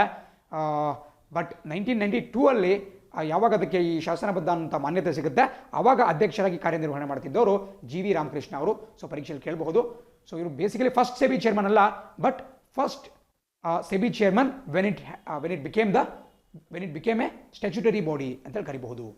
ಸೊ ಅಷ್ಟೇ ಅಲ್ಲ, ಜಿ ವಿ ರಾಮಕೃಷ್ಣ ಅವರ ಮತ್ತೊಂದು ಹೆಗ್ಗಳಿಕೆ ಏನಪ್ಪ ಅಂತ ಹೇಳಿದ್ರೆ ಇವರು ನಮ್ಮ ಪ್ಲಾನಿಂಗ್ ಕಮಿಷನ್ನ ಮೆಂಬರ್ ಕೂಡ ಆಗಿರ್ತಾರೆ. ಹಿಂದೆ ಏನು ಯೋಜನಾ ಆಯೋಗ ಇತ್ತು ಅದರ ಮೆಂಬರ್ ಆಗಿರ್ತಾರೆ. ಅದಕ್ಕಿಂತ ಹೆಚ್ಚಾಗಿ ಇವರು first chairman of disinvestment commission. Very very important, ದಯವಿಟ್ಟು ಬರ್ಕೊಳ್ಳಿ. First chairman of disinvestment commission. ಏನು ಡಿಸ್ಇನ್ವೆಸ್ಟ್ಮೆಂಟ್ ಕಮಿಷನ್ ಅಂತ ಹೇಳಿದ್ರೆ ಕನ್ನಡದಲ್ಲಿ ಡಿಸ್ಇನ್ವೆಸ್ಟ್ಮೆಂಟ್ ಅಂದರೆ ಏನಂತೀವಿ ನಾವು, ಅದಕ್ಕೆ ಒಂದು ಎಕ್ಸಾಕ್ಟ್ ವರ್ಡ್ ಕೊಡಬೇಕಾಗುತ್ತೆ. ಪಾಸಿಬ್ಲಿ ನೀವು ನಿಮ್ಮಲ್ಲಿ ಯಾರಾದರೂ PSI ಪರೀಕ್ಷೆಗೆ ತಯಾರಿ ನಡೆಸ್ತಿದ್ದೀರಾ ಅಂತ ಹೇಳಿದ್ರೆ ಟ್ರಾನ್ಸ್ಲೇಷನ್ ಖಂಡಿತ ಬೇಕಾಗುತ್ತೆ. ಸ್ಪೆಷಲಿ ಇಂತಹ ಕೀವರ್ಡ್ಸ್ನ ಟ್ರಾನ್ಸ್ಲೇಷನ್ ಬೇಕಾಗುತ್ತೆ. ಸೊ ಪ್ಲೀಸ್ ಕಮೆಂಟ್ ಸೆಕ್ಷನಲ್ಲಿ ಡ್ರಾಪ್ ಮಾಡಿ. ನಿಮಗೆ ಡಿಸ್ಇನ್ವೆಸ್ಟ್ಮೆಂಟ್ ಈಗೇನು ನಡೀತಾ ಇದೆ, ಖಾಸಗೀಕರಣ ಅಂತ ನಾವೇನು ಕರಿತೀವಿ ಅದು ಪ್ರೈವೇಟೈಸೇಷನ್ ಆಗುತ್ತೆ. ಸೊ ಡಿಸ್ಇನ್ವೆಸ್ಟ್ಮೆಂಟ್ ಅಂತ ಬಹಳ ಕೇಳಿ ಬರ್ತಾ ಇದೆ. ಕೇಂದ್ರ ಸರ್ಕಾರ LIC ಇರಬಹುದು, ಬೇರೆ ಬೇರೆ ಈಗ ಒಂದು ಯಾವುದೋ ಒಂದು ಖಾಸಗಿ ಅಥವಾ ನಮ್ಮ ಸರ್ಕಾರಿ ಬ್ಯಾಂಕಿನ ಒಂದು ಡಿಸ್ಇನ್ವೆಸ್ಟ್ಮೆಂಟ್ ಕೂಡ ಮಾಡಬೇಕು ಅಂತೇಳಿ ಮುಂದಾಗಿದ್ದಾರೆ. ಸೊ ಡಿಸ್ಇನ್ವೆಸ್ಟ್ಮೆಂಟ್ಗೆ ಪರ್ಟಿಕ್ಯುಲರ್ ಕನ್ನಡ ಪದ ನಿಮಗೆ ಗೊತ್ತಿದೆ, ದಯವಿಟ್ಟು ಕಮೆಂಟ್ ಸೆಕ್ಷನಲ್ಲಿ ಕಮೆಂಟ್ ಮಾಡಿ. ನಿಮಗೆ PSI ಟ್ರಾನ್ಸ್ಲೇಷನಲ್ಲಿ ಖಂಡಿತ ಹೆಲ್ಪ್ ಆಗುತ್ತೆ. ಸೊ ಅಂತ ಒಂದು ಕಮಿಟಿ ಬರುತ್ತೆ 1996ನೇ ಇಸ್ವಿಯಲ್ಲಿ. ಅಟಲ್ ಬಿಹಾರಿ ವಾಜಪೇಯಿ ಅವರು ನಮ್ಮ PM ಆಗಿದ್ದಂಥ ಸಂದರ್ಭದಲ್ಲಿ ಒಂದು ಸಮಿತಿಯನ್ನು ರಚನೆ ಮಾಡಲಾಗುತ್ತೆ. ಆ ಸಮಿತಿ ಏನಪ್ಪ ಅಂತ ಹೇಳಿದ್ರೆ ಡಿಸ್ಇನ್ವೆಸ್ಟ್ಮೆಂಟ್ ಕಮಿಷನ್. ಅಂದರೆ ಡಿಸ್ಇನ್ವೆಸ್ಟ್ಮೆಂಟನ್ನು ಉತ್ತೇಜನ ಕೊಡಲಿಕ್ಕೆ ಅಥವಾ ಯಾವ ರೀತಿ ಮಾಡಬೇಕು ಅನ್ನೋದಕ್ಕೆ ಒಂದು ಸಮಿತಿಯನ್ನು ರಚನೆ ಮಾಡಲಾಗುತ್ತೆ. ಆ ಒಂದು ಸಮಿತಿಯ ಮೊದಲ ಚೇರ್ಮನ್ ಏನಪ್ಪ ಅಂತ ಹೇಳಿದ್ರೆ ಜಿ ವಿ ರಾಮಕೃಷ್ಣ ಅವರು. ಒಬ್ಬ IAS ಆಫೀಸರ್, ಸೆಬಿಯ ಮೊದಲ ಚೇರ್ಮನ್, ಅಂದರೆ ಸ್ಟ್ಯಾಚ್ಯುಟರಿ ಬಾಡಿ ಆದಮೇಲೆ ಮೊದಲ ಚೇರ್ಮನ್, ಜೊತೆಗೆ ಈ ಡಿಸ್ಇನ್ವೆಸ್ಟ್ಮೆಂಟ್ ಕಮಿಷನ್ನ ಚೇರ್ಮನ್ ಕೂಡ ಆಗಿರ್ತಾರೆ. ಅದರ ಮೇಲೆ ಇವರು ಪ್ಲಾನಿಂಗ್ ಕಮಿಷನ್ನ ಒಬ್ಬ ಸದಸ್ಯೆ ಕೂಡ ಆಗಿರ್ತಾರೆ. ಬಟ್ ಈಗ ಪ್ಲಾನಿಂಗ್ ಕಮಿಷನ್ ಕೂಡ ಇಲ್ಲ, ಆ್ಯಂಡ್ ಅದರ ಜೊತೆಗೆ ಈ ಡಿಸ್ಇನ್ವೆಸ್ಟ್ಮೆಂಟ್ ಕಮಿಷನ್ ಕೂಡ ಇಲ್ಲ. Very very important. ಈಗ ಯಾಕಿಲ್ಲಪ್ಪ ಅಂತ ಹೇಳಿದ್ರೆ ನೋಡಿ, ಈಗಿನ ಸರ್ಕಾರ ಪ್ರಸಕ್ತವಾಗಿ ಡಿಸ್ಇನ್ವೆಸ್ಟ್ಮೆಂಟ್ನ ಪರವಾಗಿದೆ. ಬಟ್ ಆದರೂ ಕೂಡ ಯಾಕೆ ಡಿಸ್ಇನ್ವೆಸ್ಟ್ಮೆಂಟ್ ಕಮಿಷನನ್ನು ಈಗ ಮಾಡಿಲ್ಲ? 1996 ಅದನ್ನು ಮಾಡಿದ್ರು. ಬಟ್ ಈಗ ಯಾಕಂತ ತೆಗೆದಾಕಿದ್ದಾರಪ್ಪ ಅಂತ ಹೇಳಿದ್ರೆ 2016ನೇ ಇಸ್ವಿಯಿಂದ ನಮ್ಮ ದೇಶದಲ್ಲಿ ನೀತಿ ಆಯೋಗ ಏನಿದೆ ಅವರೇ ಈ ಡಿಸ್ಇನ್ವೆಸ್ಟ್ಮೆಂಟ್ಗೆ ಸಂಬಂಧಪಟ್ಟಂಥ ಚರ್ಚೆಗಳನ್ನ ಮಾಡ್ತಾರೆ ಮತ್ತು ಸರ್ಕಾರಕ್ಕೆ ಸೂಕ್ತ ಸಲಹೆಗಳನ್ನು ಕೊಡ್ತಾರೆ, ಸೂಟಬಲ್ ಅಡ್ವೈಸಸನ್ನು ಕೊಡ್ತಾರೆ. ಹಾಗಾಗಿ ಇನ್ವೆಸ್ಟ್ಮೆಂಟ್ ಕಮಿಷನ್ನ ಅಗತ್ಯತೆ ನಮಗೆ ಕಂಡು ಬರ್ತಾ ಇಲ್ಲ. ಸೊ ಜಿ ವಿ ರಾಮಕೃಷ್ಣ ಅವರು ಬಹಳ ಪ್ರಮುಖವಾಗಿ ಗೊತ್ತಿರಬೇಕಾಗುತ್ತೆ. ಇದನ್ನು ನೋಟ್ ಮಾಡ್ಕೊಳ್ತಾ ಮುಂದಿನ ಸುದ್ದಿದ ಗಮನ ಹರಿಸೋಣ. ಸೊ ಸುದ್ದಿ ಹೇಳುತ್ತೆ, Maharashtra CM will decide on Anil Deshmukh says Pawar. ನಿಮಗೆ ಶರದ್ ಪವಾರ್ ಇವರು ನ್ಯಾಷನಲಿಸ್ಟ್ ಕಾಂಗ್ರೆಸ್ ಪಾರ್ಟಿ NCP ಏನು ಬರುತ್ತೆ, ನ್ಯಾಷನಲಿಸ್ಟ್ ಕಾಂಗ್ರೆಸ್ ಪಾರ್ಟಿ ಅಥವಾ NCP ಅಂತ ನಾವೇನು ಕರಿತೀವಿ, ಮಹಾರಾಷ್ಟ್ರದ ಒಂದು ಪ್ರಾದೇಶಿಕ ರಾಜಕೀಯ ಪಕ್ಷ, ಇದರ ಅಧ್ಯಕ್ಷರು ಶರದ್ ಪವಾರ್. ಸೊ ಅವರು ಒಂದು ಹೇಳಿಕೆ ಕೊಟ್ಟಿದ್ದಾರೆ. ಇದು ಸ್ವಲ್ಪ ಪೊಲಿಟಿಕಲ್ ನ್ಯೂಸ್, ಬಟ್ ಆದರೂ ಸುಮ್ಮನೆ ತಗೊಂಡಿದ್ದೇನೆ. ಯಾಕಪ್ಪ ಅಂತ ಹೇಳಿದ್ರೆ ಪ್ರಸಕ್ತವಾಗಿ ಅನಿಲ್ ದೇಶ್ಮುಖ್ ಏನು ಮಹಾರಾಷ್ಟ್ರ ರಾಜ್ಯದ ಗೃಹ ಸಚಿವ ಇದ್ದಾರೆ, ನೀವು ಇದನ್ನು ನೋಡೋಣ ಮಾಡ್ಕೊಳ್ಳೋ ಅವಶ್ಯಕತೆ ಇಲ್ಲ, ಬಿಕಾಸ್ ಇದೊಂದು ರಾಜಕೀಯ ಪ್ರೇರಿತ ಸುದ್ದಿ. ಬಟ್ ಜಸ್ಟ್ ಕೇಳಿಸ್ಕೊಳ್ಳಿ. ಅನಿಲ್ ದೇಶ್ಮುಖ್ ಮಹಾರಾಷ್ಟ್ರದ ಗೃಹ ಸಚಿವ, ಅವರ ಮೇಲೆ ಒಂದು ದೊಡ್ಡ ಆರೋಪ ಕೇಳಿ ಬಂದಿದೆ. ಅದೇನಪ್ಪ ಅಂತ ಹೇಳಿದ್ರೆ ಈ ಭಾಗದಲ್ಲಿ ಕಾಣಿಸ್ಕೊಳ್ತಾ ಇದೆ, ಮುಂಬೈ ಪೊಲೀಸ್ ಕಮಿಷನರ್. ಯಾವ ರೀತಿ ಬೆಂಗಳೂರು ಪೊಲೀಸ್ ಕಮಿಷನರ್ಗೆ ಕಮಲ್ ಪಂತ್ ಅವರು ಇದ್ದಾರೋ, ಅಂದರೆ ಬೆಂಗಳೂರು ನಗರ ಪೊಲೀಸ್ ಆಯುಕ್ತ, ಅದೇ ರೀತಿ ಮುಂಬೈ ಪೊಲೀಸ್ ಆಯುಕ್ತರಾಗಿ ಪರಮ್ಬೀರ್ ಸಿಂಗ್ ಅವರು ಇದ್ದರು. ಅವ್ರನ್ನ ಇತ್ತೀಚೆಗಷ್ಟೇ ಈ ಅನಿಲ್ ಅಂಬಾನಿ, ಮುಖೇಶ್ ಅಂಬಾನಿ ಅವರ ಮನೆ ಆಂಟಿಲಿಯಾದ ಎದುರುಗಡೆ ಒಂದು ಸ್ಫೋಟಕಗಳು ತುಂಬಿದಂತಹ ಒಂದು ಕಾರ್ ಪತ್ತೆ ಆಯಿತು. ಆ ಒಂದು ಕಾರಲ್ಲಿ ಜಿಲ್ಟಿಂಗ್ ಸ್ಟಿಕ್ಸ್ ಪತ್ತೆ ಆಯಿತು. ಸೊ ಆ ಒಂದು ಕೇಸ್ನಲ್ಲಿ ಅವ್ರನ್ನ ಹೊರಗಡೆ, ಅಂದರೆ ಅವ್ರನ್ನ ಸ್ಯಾಕ್ ಮಾಡಲಾಗಿದೆ, ಆ ಒಂದು ಹುದ್ದೆಯಿಂದ ಅವ್ರನ್ನ ಎತ್ತಂಗಡಿ ಮಾಡಲಾಗಿದೆ. ಯಾಕಪ್ಪ ಅಂದರೆ ಅದಕ್ಕೆ ಸಂಬಂಧಪಟ್ಟಂಥ ಪ್ರೋಬ್ ಏನು ನಡೀತಾ ಇತ್ತು, ತನಿಖೆ ನಡೀತಾ ಇತ್ತು, ಅಲ್ಲಿ ಸೂಕ್ತವಾಗಿ ತನಿಖೆ ಸಮರ್ಪಕವಾಗಿ ಮಾಡಲಾಗಿಲ್ಲ ಅಂಥೇಳಿ. ಸೊ ಪರಮ್ಬೀರ್ ಸಿಂಗ್ ಅವರು ಮಾಜಿ ಆಯುಕ್ತರು, ಪೊಲೀಸ್ ಆಯುಕ್ತರು. ಸೊ ಅವರೊಂದು ಸ್ಫೋಟಕವಾದಂಥ ಆರೋಪವನ್ನು ಮಾಡಿದ್ದಾರೆ. ಯಾರ ಮೇಲಪ್ಪ ಅಂತ ಹೇಳಿದ್ರೆ ಅನಿಲ್ ದೇಶ್ಮುಖ್ ಅಲ್ಲಿನ ಗೃಹ ಸಚಿವರ ಮೇಲೆ. ಪ್ರತಿ ತಿಂಗಳು ನಮಗೆ 100 ಕೋಟಿ ರೂಪಾಯಿ ಲಂಚವನ್ನು ಕೇಳ್ತಾ ಇದ್ರು ಅಂತೇಳಿ ಹೇಳಿದ್ದಾರೆ. ಅದೆಲ್ಲ ರಾಜಕೀಯ ಸುದ್ದಿ. ಸೊ ಬಟ್ ನಿಮಗೆ ಜಸ್ಟ್ ಗೊತ್ತಿರಬೇಕಾಗುತ್ತೆ, ಈ ಆಂಟಿಲಿಯಾ ಅಂದ್ರೇನು, ಈ ಮುಖೇಶ್ ಅಂಬಾನಿಯವರ ಒಂದು ಮನೆ ಏನಿದೆ, ಅದು ಒಂದು ಲೆಕ್ಕದಲ್ಲಿ ಹೇಳ್ತಾರೆ ಇಡೀ ಪ್ರಪಂಚದ ಅತ್ಯಂತ ದುಬಾರಿ, ಅತ್ಯಂತ ಹೆಚ್ಚು ಬೆಳೆ ಬಾಳತಕ್ಕಂತಹ ಒಂದು ಹೌಸ್ ಅಂತ ಹೇಳ್ತಾರೆ, ಅಂದರೆ ಮನೆ ಅಂತ ಹೇಳಲಾಗುತ್ತೆ, ರೆಸಿಡೆನ್ಸ್ ಮಾಡ್ತಕ್ಕಂತಹ, ವಾಸಿಸ್ತಕ್ಕಂಥ ಒಂದು ಮನೆ ಅಂತ ಹೇಳಲಾಗುತ್ತೆ. ಸೊ ಅಲ್ಲಿ ಒಂದು ಕೇಸ್ ನಡೀತಾ ಇತ್ತು. ಸೊ ಹಾಗಾಗಿ ಅನಿಲ್ ದೇಶ್ಮುಖ್ ಅವರು ಇಲ್ಲಿ ಫೀಲ್ಡ್ ಒಂದು ಎಂಟರ್ ಆಗಿದ್ದಾರೆ. ಇಲ್ಲಿ ಇತ್ತೀಚೆಗಷ್ಟೇ ಸಚಿನ್ ವಾಜೆ ಅನ್ನುವಂಥ ಒಬ್ಬ ಪೊಲೀಸ್ ಆಫೀಸರ್ನ ಅರೆಸ್ಟ್ ಮಾಡಲಾಯಿತು. ಸೊ ಹಾಗಾಗಿ ಇಂತಹ ಒಂದು ಆರೋಪಗಳು ಕೇಳಿ ಬರ್ತಾ ಇದ್ದಾವೆ. ಜಸ್ಟ್ ಕೇಳಿಸ್ಕೊಂಡು ಮುಂದಕ್ಕೆ ಹೋಗೋಣ, ಜಾಸ್ತಿ ತಲೆ ಕೆಡಿಸ್ಕೊಳ್ಳೋಂಥ ಅವಶ್ಯಕತೆ ಇಲ್ಲ. ಮುಂದೆ ಮತ್ತೊಂದು ಸುದ್ದಿ ಹೇಳುತ್ತೆ, amid refugee crisis Myanmar border sealed. ನಿಮಗೆಲ್ಲ ಗೊತ್ತು, ನಾನು ಮೊನ್ನೆ ಡಿಸ್ಕಸ್ ಮಾಡಿದ್ದೆ ಯಾವ ರೀತಿ ಮಯನ್ಮಾರ್ನಲ್ಲಿ ಅಲ್ಲಿನ ಸೇನೆ, ಅಲ್ಲಿನ ಆರ್ಮಿ, ಅಲ್ಲಿನ ಮಿಲಿಟರಿ ಬಂದ್ಬಿಟ್ಟು ಟ್ಯಾಟ್ಮಿಡಾವ್ ಅಂತ ಕರಿತೀವಿ. ಮಯನ್ಮಾರ್ನ ಮಿಲಿಟರಿಯ ಅಧಿಕೃತ ಹೆಸರು ಟ್ಯಾಟ್ಮಿಡಾವ್. ಸೊ ಅವ್ರೇನು ಮಾಡಿದ್ರಪ್ಪ ಅಂತ ಹೇಳಿದ್ರೆ ಅಲ್ಲಿನ ಆಂಗ್ ಸಾನ್ ಸೂಕಿ ನೇತೃತ್ವದ ಚುನಾಯಿತ ಸರ್ಕಾರವನ್ನು ಕಿತ್ತಾಕ್ಬಿಟ್ಟು ಒಂದು ಕ್ಷಿಪ್ರ ಕ್ರಾಂತಿ, ಮಿಲಿಟರಿ ಕೂಪನ್ನು ಮಾಡಿಬಿಟ್ಟು ಅವರು ಅಲ್ಲಿ ತಮ್ಮ ಒಂದು ಅಧಿಕಾರವನ್ನು ಚಲಾಯಿಸ್ತಾ ಇದ್ದಾರೆ. ಸೊ ಹಾಗಾಗಿ ಅಲ್ಲಿ ಸಾಕಷ್ಟು ಜನ ಭಯಭೀತರಾಗ್ಬಿಟ್ಟು ಈ ಮಿಲಿಟರಿಯ ದಬ್ಬಾಳಿಕೆಯನ್ನು ಸಹಿಸಲಾಗ್ದೇ ಅದರ ಆ ಒಂದು ಬಾರ್ಡರ್ಲಿ ಇರ್ತಕ್ಕಂತಹ ಭಾರತದ ಕಡೆ ಮುಖ ಮಾಡಿದ್ದಾರೆ. ಸೊ 100 ಜನ ಮಯನ್ಮಾರ್ನಿಂದ ಭಾರತಕ್ಕೆ ಎಂಟರ್ ಆಗ್ತಿದ್ರು. ಸ್ಪೆಷಲಿ ಮಿಜೋರಾಂನಲ್ಲಿ ಸಾಕಷ್ಟು ಮಯನ್ಮಾರ್ ಜೊತೆ ಕಾಂಟ್ಯಾಕ್ಟ್ ಇದೆ, ಅವರು ಭಾರತಕ್ಕೆ ಎಂಟರ್ ಆಗ್ತಿದ್ರು. ಸೊ ಅದಕ್ಕೆ ಸಂಬಂಧಪಟ್ಟಂಗೆ ಒಂದು ಚಿಕ್ಕ ನ್ಯೂಸ್ ಕಾಣಿಸ್ಕೊಳ್ತಿದೆ. ಈ ಒಂದು ಆರ್ಟಿಕಲಲ್ಲಿ ನಿಮಗೆ ಅದೆಲ್ಲ ಕಾಣಿಸ್ಕೊಳ್ತಾ ಇದೆ, ಹ್ಯಾಂಡ್ ರಿಟನ್ ನೋಟ್ಸಲ್ಲಿ ಕಾಣಿಸ್ಕೊಳ್ತಾ ಇದೆ. ಸೊ ಫಸ್ಟ್ ಕ್ವಶನ್ ನಿಮಗೇನು ಗೊತ್ತಿರಬೇಕಪ್ಪ ಅಂತ ಹೇಳಿದ್ರೆ, ಭಾರತ ಮತ್ತು ಮಯನ್ಮಾರ್ ಗಡಿಯನ್ನು ಯಾರು ನೋಡ್ಕೊಳ್ತಾರೆ ಅಂತೇಳಿ, who guards the Indo Myanmar border ಅಂತೇಳಿ. ಬಿಕಾಸ್ ನಿಮಗೆಲ್ಲ ಗೊತ್ತು, ಭಾರತ ಮತ್ತು ಪಾಕಿಸ್ತಾನ ಗಡಿಯನ್ನು BSF ಬಾರ್ಡರ್ ಸೆಕ್ಯೂರಿಟಿ ಫೋರ್ಸ್ ನೋಡ್ಕೊಳ್ಳುತ್ತೆ. ಅದೇ ರೀತಿ ಇಂಡಿಯಾ ಮತ್ತು ಟಿಬೆಟ್ ಅಥವಾ ಇಂಡಿಯಾ ಚೈನಾ ಬಾರ್ಡರ್ನ ITBP Indo Tibetan border police ನೋಡ್ಕೊಳ್ತಾರೆ. ಬಟ್ ಅದೇ ರೀತಿ ಈ ಭಾರತ ಮತ್ತು ಮಯನ್ಮಾರ್ ಗಡಿಯನ್ನು ಯಾರು ನೋಡ್ಕೊಳ್ತಾರೆ ಅಂತ ಪರೀಕ್ಷೆಯಲ್ಲಿ ಕೇಳಬಹುದು. Very very important, note down ಮಾಡ್ಕೊಳ್ಳಿ. ಅಸ್ಸಾಂ ರೈಫಲ್ಸ್ ಅನ್ನುವಂತಹ ಒಂದು ಟುಕಡಿ, ಒಂದು ರೆಜಿಮೆಂಟ್ ಬರ್ಕೊಳ್ಳಿ, ಅಸ್ಸಾಂ ರೈಫಲ್ಸ್. ಇವರು ಭಾರತ ಮತ್ತು ಮಯನ್ಮಾರ್ ಬಾರ್ಡರ್ ನೋಡ್ಕೊಳ್ತಾರೆ. ನಿಮಗೆ ಹಿಂದೆಲ್ಲ ನಾನು ಡಿಸ್ಕಸ್ ಮಾಡ್ತಾ ಹೇಳಿದ್ದೆ, ಕೇಂದ್ರದ ಗೃಹ ಸಚಿವಾಲಯದ ಕೆಳಗಡೆ CAPF ಅನ್ನುವಂಥ ಒಂದು ಸಂಸ್ಥೆ ಬರುತ್ತೆ, ಸೆಂಟ್ರಲ್ ಆರ್ಮ್ಡ್ ಪೊಲೀಸ್ ಫೋರ್ಸ್ ಅಥವಾ ಕೇಂದ್ರ ಸಶಸ್ತ್ರ ಪೊಲೀಸ್ ಪಡೆ ಅಂತ ಕರಿತೀವಿ. ಇದರ ಅಡಿಯಲ್ಲಿ ಸುಮಾರು 7 ಸಂಘಟನೆಗಳು ಬರುತ್ತೆ. ನಿಮಗೆ BSF ಇರಬಹುದು, ಅಸ್ಸಾಂ ರೈಫಲ್ಸ್ ಇರಬಹುದು, ಸಶಸ್ತ್ರ ಸೀಮಾ ಬಲ್ ಇರಬಹುದು, ಅದೇ ರೀತಿ ಇಂಡೋ ಟಿಬೆಟಿಯನ್ ಬಾರ್ಡರ್ ಪೊಲೀಸ್ ಇರಬಹುದು. ಸೊ ಹೀಗೆ ಬೇರೆ ಬೇರೆ CISF central industrial security force ಇರಬಹುದು. ಹೀಗೆ ಒಟ್ಟು 7 ಸಂಸ್ಥೆಗಳು ಈ CAPF ನ ಅಡಿಯಲ್ಲಿ ಕಾರ್ಯವನ್ನು ನಿರ್ವಹಣೆ ಮಾಡ್ತವೆ. ಆ್ಯಂಡ್ ಅದರಲ್ಲಿ ಈ ಅಸ್ಸಾಂ ರೈಫಲ್ಸ್ ಕೂಡ ಒಂದು. ಅಸ್ಸಾಂ ರೈಫಲ್ಸ್ನ ಕರ್ತವ್ಯ ಏನಪ್ಪ ಅಂತ ಹೇಳಿದ್ರೆ, ಭಾರತ ಮತ್ತು ಮಯನ್ಮಾರ್ ಗಡಿ ಭಾಗವನ್ನು ಸಂರಕ್ಷಣೆ ಮಾಡತಕ್ಕಂತಹದ್ದು. ನಿಮಗೊಂದು ವಿಚಾರ ಗೊತ್ತಿರಬೇಕು, ಇಂಡಿಯಾ ಪಾಕಿಸ್ತಾನ್ ಅಥವಾ ಇಂಡಿಯಾ ಬಾಂಗ್ಲಾದೇಶದಲ್ಲಿ ಸಿಕ್ಕಾಪಟ್ಟೆ ಫೆನ್ಸಿಂಗನ್ನು ಮಾಡಿಲ್ಲ, ಬಹಳ ಪೋರಸ್ ಆಗಿರತಕ್ಕಂತಹ ಒಂದು ಬಾರ್ಡರ್. ಬಿಕಾಸ್ ಮಯನ್ಮಾರ್ ಏನು ನಮ್ಮ ಶತ್ರು ರಾಷ್ಟ್ರ ಅಲ್ಲ, ಅಲ್ಲಿ ಬಹಳ ಒಂದು ಫ್ರೆಂಡ್ಲಿ ರಿಲೇಷನ್ಶಿಪ್ ಭಾರತದ ಜೊತೆ ಇದೆ. ಸಾರಿ. ಸೊ ನೆಕ್ಸ್ಟ್ ಒಂದು ಪಾಯಿಂಟ್ ನಿಮಗೆ ಕಾಣಿಸ್ಕೊಳ್ತಾ ಇದೆ. ನಾನಾಗಲೇ ನಿಮಗೆ ಹೇಳಿದೆ, ಭಾರತ ಮತ್ತು ಮಯನ್ಮಾರ್ಸ್ ಒಂದು ಫ್ರೆಂಡ್ಲಿ ಕಂಟ್ರೀಸ್. ಸೊ ಹಾಗಾಗಿ ಈ ಎರಡೂ ದೇಶಗಳ ಮಧ್ಯ FMR ಅನ್ನುವಂತಹ ಒಂದು ಒಪ್ಪಂದ ಇದೆ. ವೆರಿ ವೆರಿ ಇಂಪಾರ್ಟೆಂಟ್, ಪರೀಕ್ಷೆಯಲ್ಲಿ ಕೇಳ್ತಾರೆ FMR ಬಗ್ಗೆ. FMR ಅಂತ ಹೇಳಿದ್ರೆ ಫ್ರೀ ಮೂವ್ಮೆಂಟ್ ರೆಜಿಮ್. ಇನ್ನೊಂದ್ಸರಿ ಹೇಳ್ತೀನಿ, ಫ್ರೀ ಮೂವ್ಮೆಂಟ್ ರೆಜಿಮ್ ಅಂತ ಕರೀತಾರೆ FMR. ಹಾಗಂದ್ರೆ ಮುಕ್ತವಾಗಿ ಸಂಚರಿಸ್ತಕ್ಕಂತಹ ಒಂದು ಒಪ್ಪಂದ ಅಂತ ಕರಿಬಹುದು, ಮುಕ್ತ ಸಂಚಾರ ಒಪ್ಪಂದ ಅಂತ ಕರಿಬಹುದು. ಯಾಕೆ ಇದನ್ನು ಭಾರತ ಮತ್ತು ಮಯನ್ಮಾರ್ ಸಹಿ ಆಗಿದವಪ್ಪ ಅಂತ ಹೇಳಿದ್ರೆ, ನಮ್ಮ ಎರಡೂ ದೇಶಗಳೇನೋ ಭಯೋತ್ಪಾದಕರು ಆ ದೇಶದಿಂದ ನಮ್ಮ ದೇಶಕ್ಕೆ ಬರಲ್ಲ. ಸೊ ಹಾಗಾಗಿ ನಾವಿಬ್ಬರು ಫ್ರೆಂಡ್ಲಿ ಕಂಟ್ರೀಸ್. ಒಂದು ಮತ್ತೊಂದೇನಪ್ಪ ಅಂತ ಹೇಳಿದ್ರೆ, ಈ ಬಾರ್ಡರ್ನಲ್ಲಿ ಬರ್ತಕ್ಕಂತಹ ರಾಜ್ಯಗಳು, ವಿಶೇಷವಾಗಿ ಮಿಜೋರಾಂ ಅಂತ ರಾಜ್ಯಗಳಲ್ಲಿ ಸಂಬಂಧಗಳು ಬೆಳೆಸಿದ್ದಾರೆ. ಅಂದರೆ ಬಾರ್ಡ್ರಿಂದ ಆ ಕಡೆ ಅಲ್ಲಿಂದ ಹೆಣ್ಣನ್ನು ತೆಗೆದುಕೊಂಡು ಬಂದಿದ್ದಾರೆ, ಗಂಡನ್ನ ಕೊಟ್ಟಿದ್ದಾರೆ. ಸೊ ಅಂದರೆ ಈ ಥರ ಏನು ಮ್ಯಾರೇಜಸ್ ಅಲಯನ್ಸಸ್ ಆಗಿದೆ. ಸೊ ಕೆಲವರ ಫ್ಯಾಮಿಲಿ ಮೆಂಬರ್ಸ್ ಅಲ್ಲಿದ್ದಾರೆ, ಕೆಲವರು ಫ್ಯಾಮಿಲಿ ಮೆಂಬರ್ಸ್ ಇಲ್ಲಿದ್ದಾರೆ. ಸೊ ಎರಡೂ ಕಡೆ ಒಂದು ಬಾಂಧವ್ಯ ಇದೆ. ಅಲ್ಲಿ ನಿಮಗೆ ಚಿನ್ ಅನ್ನುವಂಥ ಒಂದು ಬುಡಕಟ್ಟು ಬರುತ್ತೆ. ಸೊ ಆ ಚಿನ್ ಬುಡಕಟ್ಟು ಇದ್ದಾರೆ. ಸೊ ಬೇರೆ ಬೇರೆ ಬುಡಕಟ್ಟು ಜನಾಂಗದವರು ಇದ್ದಾರೆ. ಸೊ ಅವ್ರು ಎರಡೂ ಕಡೆ ಹರಿದು ಹಂಚೋಗ್ಬಿಟ್ಟಿದ್ದಾರೆ. ಸೊ ಹಾಗಾಗಿ ಅವರಿಗೆ ಫೆಸಿಲಿಟೇಟ್ ಮಾಡೋಕ್ಕೋಸ್ಕರ ವೀಸಾ ತೆಗೆದುಕೊಂಡೇ ಹೋಗಬೇಕು ಅಂತ ಹೇಳಿದ್ರೆ ಅವ್ರಿಗೆ ಭಾಳ ಕಷ್ಟ ಆಗುತ್ತೆ. ಸೊ ಹಾಗಾಗಿ ಈ ಒಂದು ಬಾಂಧವ್ಯವನ್ನು ಕಂಟಿನ್ಯೂ ಮಾಡಬೇಕು ಅಂತ ಹೇಳಿ ಭಾರತ ಮತ್ತು ಮಯನ್ಮಾರ್ ಫ್ರೀ ಮೂವ್ಮೆಂಟ್ ರೆಜಿಮ್ಗೆ ಸಹಿ ಹಾಕಿದ್ದಾರೆ. ಸೊ ಭಾಳ ಬಾರಿ ಇದನ್ನು ಕೇಳ್ತಾರೆ, ಫ್ರೀ ಮೂವ್ಮೆಂಟ್ ರೆಜಿಮ್ನ ಕೆಳಗೆ ಏನೇನು ಬರುತ್ತಪ್ಪ ಅಂತ ಹೇಳಿದ್ರೆ, ಒಂದು ಇಲ್ಲಿ ಬಾರ್ಡರ್ ದಾಟ್ಬಿಟ್ಟು, ಫಾರ್ ಎಕ್ಸಾಂಪಲ್ ಒಬ್ಬ ಭಾರತೀಯ ವ್ಯಕ್ತಿ ತನ್ನ ಬಂಧುಗಳನ್ನ ಭೇಟಿ ಮಾಡಲಿಕ್ಕೆ ಅಥವಾ ಯಾವುದೋ ಒಂದು ಪರ್ಪಸ್ಗೆ ಮಯನ್ಮಾರ್ಗೆ ಹೋಗ್ತಾನೆ ಅಂತ ಹೇಳಿದ್ರೆ, ಆತ ಮಯನ್ಮಾರ್ ಗಡಿಯಿಂದ 16 ಕಿಲೋಮೀಟರ್ ಒಳಗಡೆ ಹೋಗಬಹುದು, ಅಪ್ ಟು 16 ಕಿಲೋಮೀಟರ್ಸ್. ಆತ ನೇರವಾಗಿ ಮಯನ್ಮಾರ್ನ ಕ್ಯಾಪಿಟಲ್ ಸಿಟಿಗೆ ಅಥವಾ ಯಾವುದೋ ಬೇರೆ ನಗರಕ್ಕೆ ಹೋಗಂಗಿಲ್ಲ, ಬಾರ್ಡ್ರಿಂದ 16 ಕಿಲೋಮೀಟರ್ ಒಳಗಡೆವರೆಗೂ ಹೋಗಬಹುದು. ಮತ್ತು ಅಪ್ ಟು 14 ಡೇಸ್ 14 ದಿನಗಳವರೆಗೆ ಕೂಡ ಆತ ಅಲ್ಲಿ ಸ್ಟೇ ಮಾಡಬಹುದು, ಅಲ್ಲಿ ಉಳಿದುಕೊಳ್ಬಹುದು. ಇದು ಫ್ರೀ ಮೂವ್ಮೆಂಟ್ ರಿಜಿಮ್. ಯಾವುದೇ ವೀಸಾ ಇಲ್ಲದೇ, ಅಂದರೆ ಬಾರ್ಡರ್ಲಿ ಇರತಕ್ಕಂತಹ ಬುಡಕಟ್ಟು ಜನಾಂಗರಿಗೆ ಮಾತ್ರ ಈ ಸೌಲಭ್ಯ ಲಭ್ಯ ಇರುತ್ತೆ. 16 ಕಿಲೋಮೀಟರ್ವರೆಗೂ ಹೋಗ್ಬೋದು ಆ್ಯಂಡ್ 14 ದಿನ ಸ್ಟೇ ಆಗ್ಬೋದು. ಅದೇ ರೀತಿ ಮಯನ್ಮಾರ್ನಿಂದ ಯಾರೋ ಒಬ್ಬ ವ್ಯಕ್ತಿ ಭಾರತಕ್ಕೆ ಬರ್ತಾನೆ ಅಂತ ಹೇಳಿದ್ರೆ, ಅವನು ಕೂಡ ನಮ್ಮ ದೇಶದೊಳಗಡೆ 16 ಕಿಲೋಮೀಟರ್ವರೆಗೂ ಬರ್ಬೋದು, 14 ಡೇಸ್ ಸ್ಟೇ ಮಾಡಬಹುದು. ಎಷ್ಟು ಗೊತ್ತಿರಬೇಕಾಗುತ್ತೆ. ಆ್ಯಂಡ್ ಮತ್ತೊಂದೇನಪ್ಪ ಅಂತ ಹೇಳಿದ್ರೆ, ನಿಮಗೆಲ್ಲ ರೀಸೆಂಟಾಗಿ ನಾವು ಡಿಸ್ಕಸ್ ಮಾಡಿದ್ದೀನಿ, ಮಯನ್ಮಾರ್ನಿಂದ ಏನು ಈ ನಿರಾಶ್ರಿತರು ಭಾರತಕ್ಕೆ ಬರ್ತಾ ಇದ್ದಾರೆ, ಅವ್ರನ್ನ ಆಸಿಲಮ್ ಸೀಕರ್ಸ್ ಅಥವಾ ರೆಫ್ಯೂಜೀಸ್ ಅಂತ ಕರಿತೀವಿ. ಸೊ ಅವ್ರೇನು ಭಾರತಕ್ಕೆ ಬರ್ತಿದ್ದಾರೆ, ಅವ್ರನ್ನ ದೇಶದ ಒಳಗಡೆ ಬಿಟ್ಕೋಬೇಡಿ, ಅವ್ರನ್ನ ವಾಪಸ್ ಕಳಿಸಿ ಅಂತೇಳಿ ನಮ್ಮ ಕೇಂದ್ರದ ಗೃಹ ಇಲಾಖೆ ಒಂದು ಲೆಟರನ್ನು ಆ ರಾಜ್ಯಗಳಿಗೆ, ಸಂಬಂಧಪಟ್ಟಂಥ ರಾಜ್ಯಗಳಿಗೆ ಬರೆದಿದ್ದು. ಯಾಕಪ್ಪ ಅಂತ ಹೇಳಿದ್ರೆ, ನಿಮಗೊಂದು ವಿಚಾರ ಗೊತ್ತಿರಬೇಕು, UN refugee convention 1951, 1951ರಲ್ಲಿ UN refugee convention ನಡೆಯುತ್ತೆ. ರೆಫ್ಯೂಜಿ ಅಂದರೆ ಏನು, ನಿರಾಶ್ರಿತರು ಅಂತ ಹೇಳಿ. ಸೊ ವಿಶ್ವಸಂಸ್ಥೆ ನಿರಾಶ್ರಿತರ ಮೇಲಿನ ಒಂದು ಸಭೆ ನಡೆಯುತ್ತೆ 1951ರಲ್ಲಿ ಜಿನಿವಾ, ಸ್ವಿಟ್ಜರ್ಲೆಂಡ್ನ ಜಿನಿವಾದಲ್ಲಿ ಅದು ನಡೆಯುತ್ತೆ. ಅದರಲ್ಲೇನಪ್ಪ ಅಂತ ಹೇಳಿದ್ರೆ, ಯಾವ ರೀತಿ ಈ ಯುದ್ಧಗಳೆಲ್ಲ ನಡೆದಾಗ ನಿರಾಶ್ರಿತರಿಗೆ ಯಾವ ರೀತಿ ಒಂದು ಆಶ್ರಯವನ್ನು ಕೊಡಬೇಕು, ಆಸಿಲಮ್ ಕೊಡಬೇಕು ಅಂತ ಡಿಸ್ಕಸ್ ಮಾಡಲಾಗುತ್ತೆ. ಬಟ್ ಭಾರತ ಈ ಒಂದು UN ರೆಫ್ಯೂಜಿ ಕನ್ವೆನ್ಷನ್ 1951 ಏನಿದೆ, ಅಥವಾ ಜಿನಿವಾ ಕನ್ವೆನ್ಷನ್ ಏನಿದೆ, ಇದಕ್ಕೆ ಸಿಗ್ನೇಟರಿ ಅಲ್ಲ, ಇದಕ್ಕೆ ಭಾರತ ಸಹಿ ಹಾಕಿಲ್ಲ.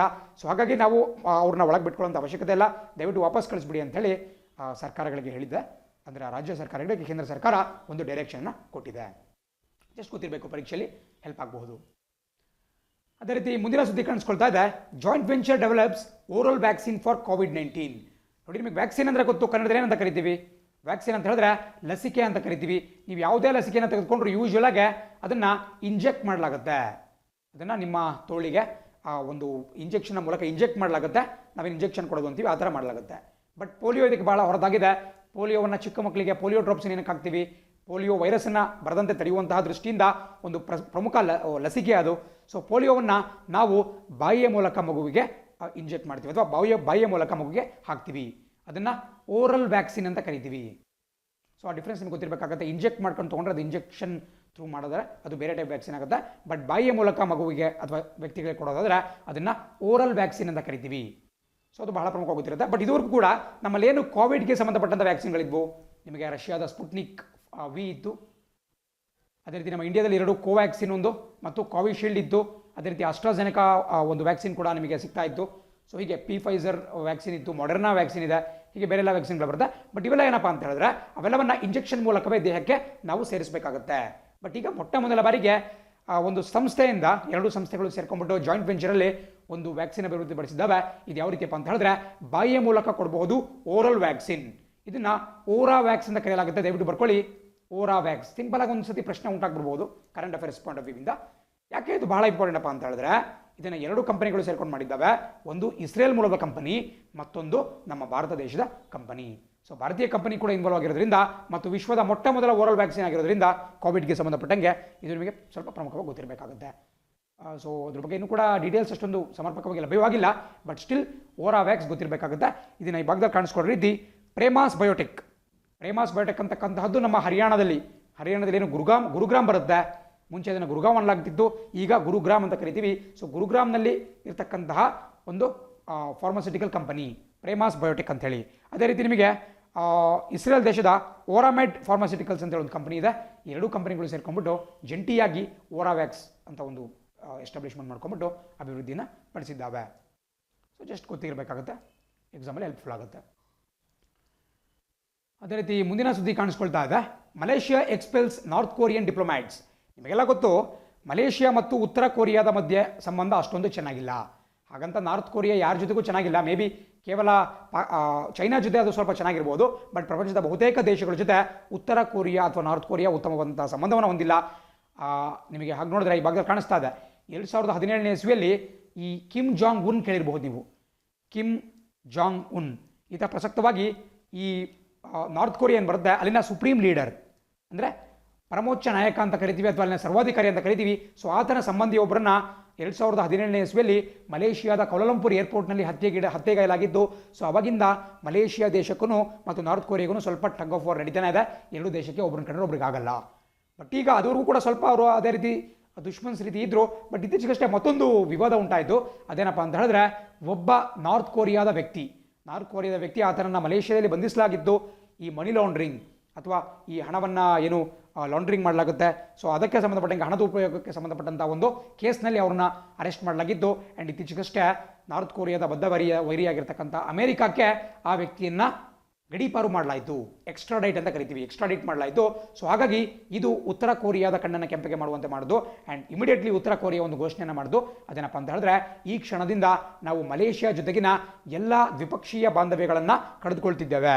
V are snapping all the bilateral ties with ಅಥವಾ ಡಿಪ್ಲೊಮ್ಯಾಟಿಕ್ ಟೈಸ್ ವಿತ್ ಮಲೇಷಿಯಾ ಅಂತ ಹೇಳಿದ್ರು. ಆ್ಯಂಡ್ ಅದಕ್ಕೆ ಪ್ರತಿಯಾಗಿ ಮಲೇಷಿಯಾ ಏನು ಮಾಡಿದೆಯಪ್ಪ ಅಂತ ಹೇಳಿದ್ರೆ ಯಾರು ಈ ಉತ್ತರ ಕೊರಿಯಾದ ಅಂಬಾಸಿಡರ್ಸ್ ಇರ್ತಾರೆ ಅಥವಾ ಉತ್ತರ ಕೊರಿಯಾದ ರಾಯಭಾರ ಕಚೇರಿಯಲ್ಲಿ ಏನು ಕೆಲಸ ಮಾಡ್ತಕ್ಕಂಥ ಸಿಬ್ಬಂದಿಗಳಿರ್ತಾರೆ ಅವ್ರನ್ನೆಲ್ಲ ವಾಪಸ್ ಉತ್ತರ ಕೊರಿಯಾಕ್ಕೆ ಕಳಿಸ್ಬಿಟ್ಟಿದೆ.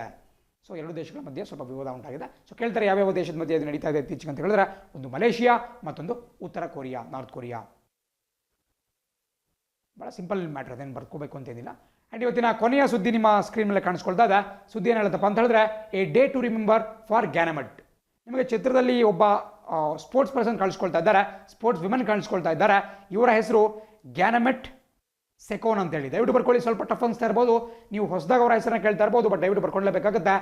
ಗ್ಯಾನಮೆಟ್ ಸೆಕೋನ್ ಅಂತೇಳಿ ಬರ್ಕೊಳ್ಳಿ, ಗ್ಯಾನಮೆಟ್ ಸೆಕೋನ್. ಬಿಕಾಸ್ ಏನು ಮಾಡ್ತಾರಪ್ಪ ಅಂತ ಹೇಳಿದ್ರೆ ಇವ್ರ ಥರ ಒಂದು ಸ್ಪೋರ್ಟ್ಸ್ ಪರ್ಸನ್ಗಳ ಹೆಸರನ್ನ ಯೂಶ್ವಲಾಗಿ ಕೇಳ್ತಾರೆ. ನಿಮಗೆ ಕ್ರಿಕೆಟರ್ಸ್ದು ಅಥವಾ ಕಬಡ್ಡಿ ಪ್ಲೇಯರ್ಸ್ದು ಅಥವಾ ಹಾಕಿ ಪ್ಲೇಯರ್ಸ್ದು ಕೇಳೋಕ್ಕಿಂತನೂ ಜಾಸ್ತಿ ಹೊಸ ಯುವ ಪ್ರತಿಭೆಗಳ ಹೆಸರನ್ನು ಕೇಳ್ಬಿಟ್ಟು ಕೇಳ್ತಾರೆ ಎಕ್ಸಾಂಪಲ್. ಗ್ಯಾನಮೆಟ್ ಸೆಕೋನ್ ಎನ್ನುವ ಆಟಗಾರ್ತಿ ಕೆಳಗಿನ ಯಾವ ಕ್ರೀಡೆಗೆ ಪ್ರಸಿದ್ಧರಾಗಿದೆ ಅಂತ ಕೇಳಿದ್ರೆ ನೀವು ಶೂಟಿಂಗ್ ಅಂತ ಟಿಕ್ ಮಾಡಬೇಕಾಗುತ್ತೆ.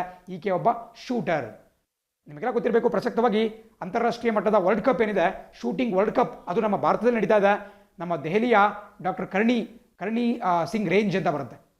ಇವನ್ ನೀವು ಕಾಮನ್ವೆಲ್ತ್ ಗೇಮ್ಸ್ ನೋಡೋದಕ್ಕೂ ಕೂಡ ಈ ಡಾಕ್ಟರ್ ಕರ್ಣಿ ಸಿಂಗ್ ರೇಂಜಲ್ಲೇ ಈ ಶೂಟಿಂಗ್ ಪಂದ್ಯಾವಳಿಗಳನ್ನು ಆಯೋಜಿಸಲಾಗಿತ್ತು.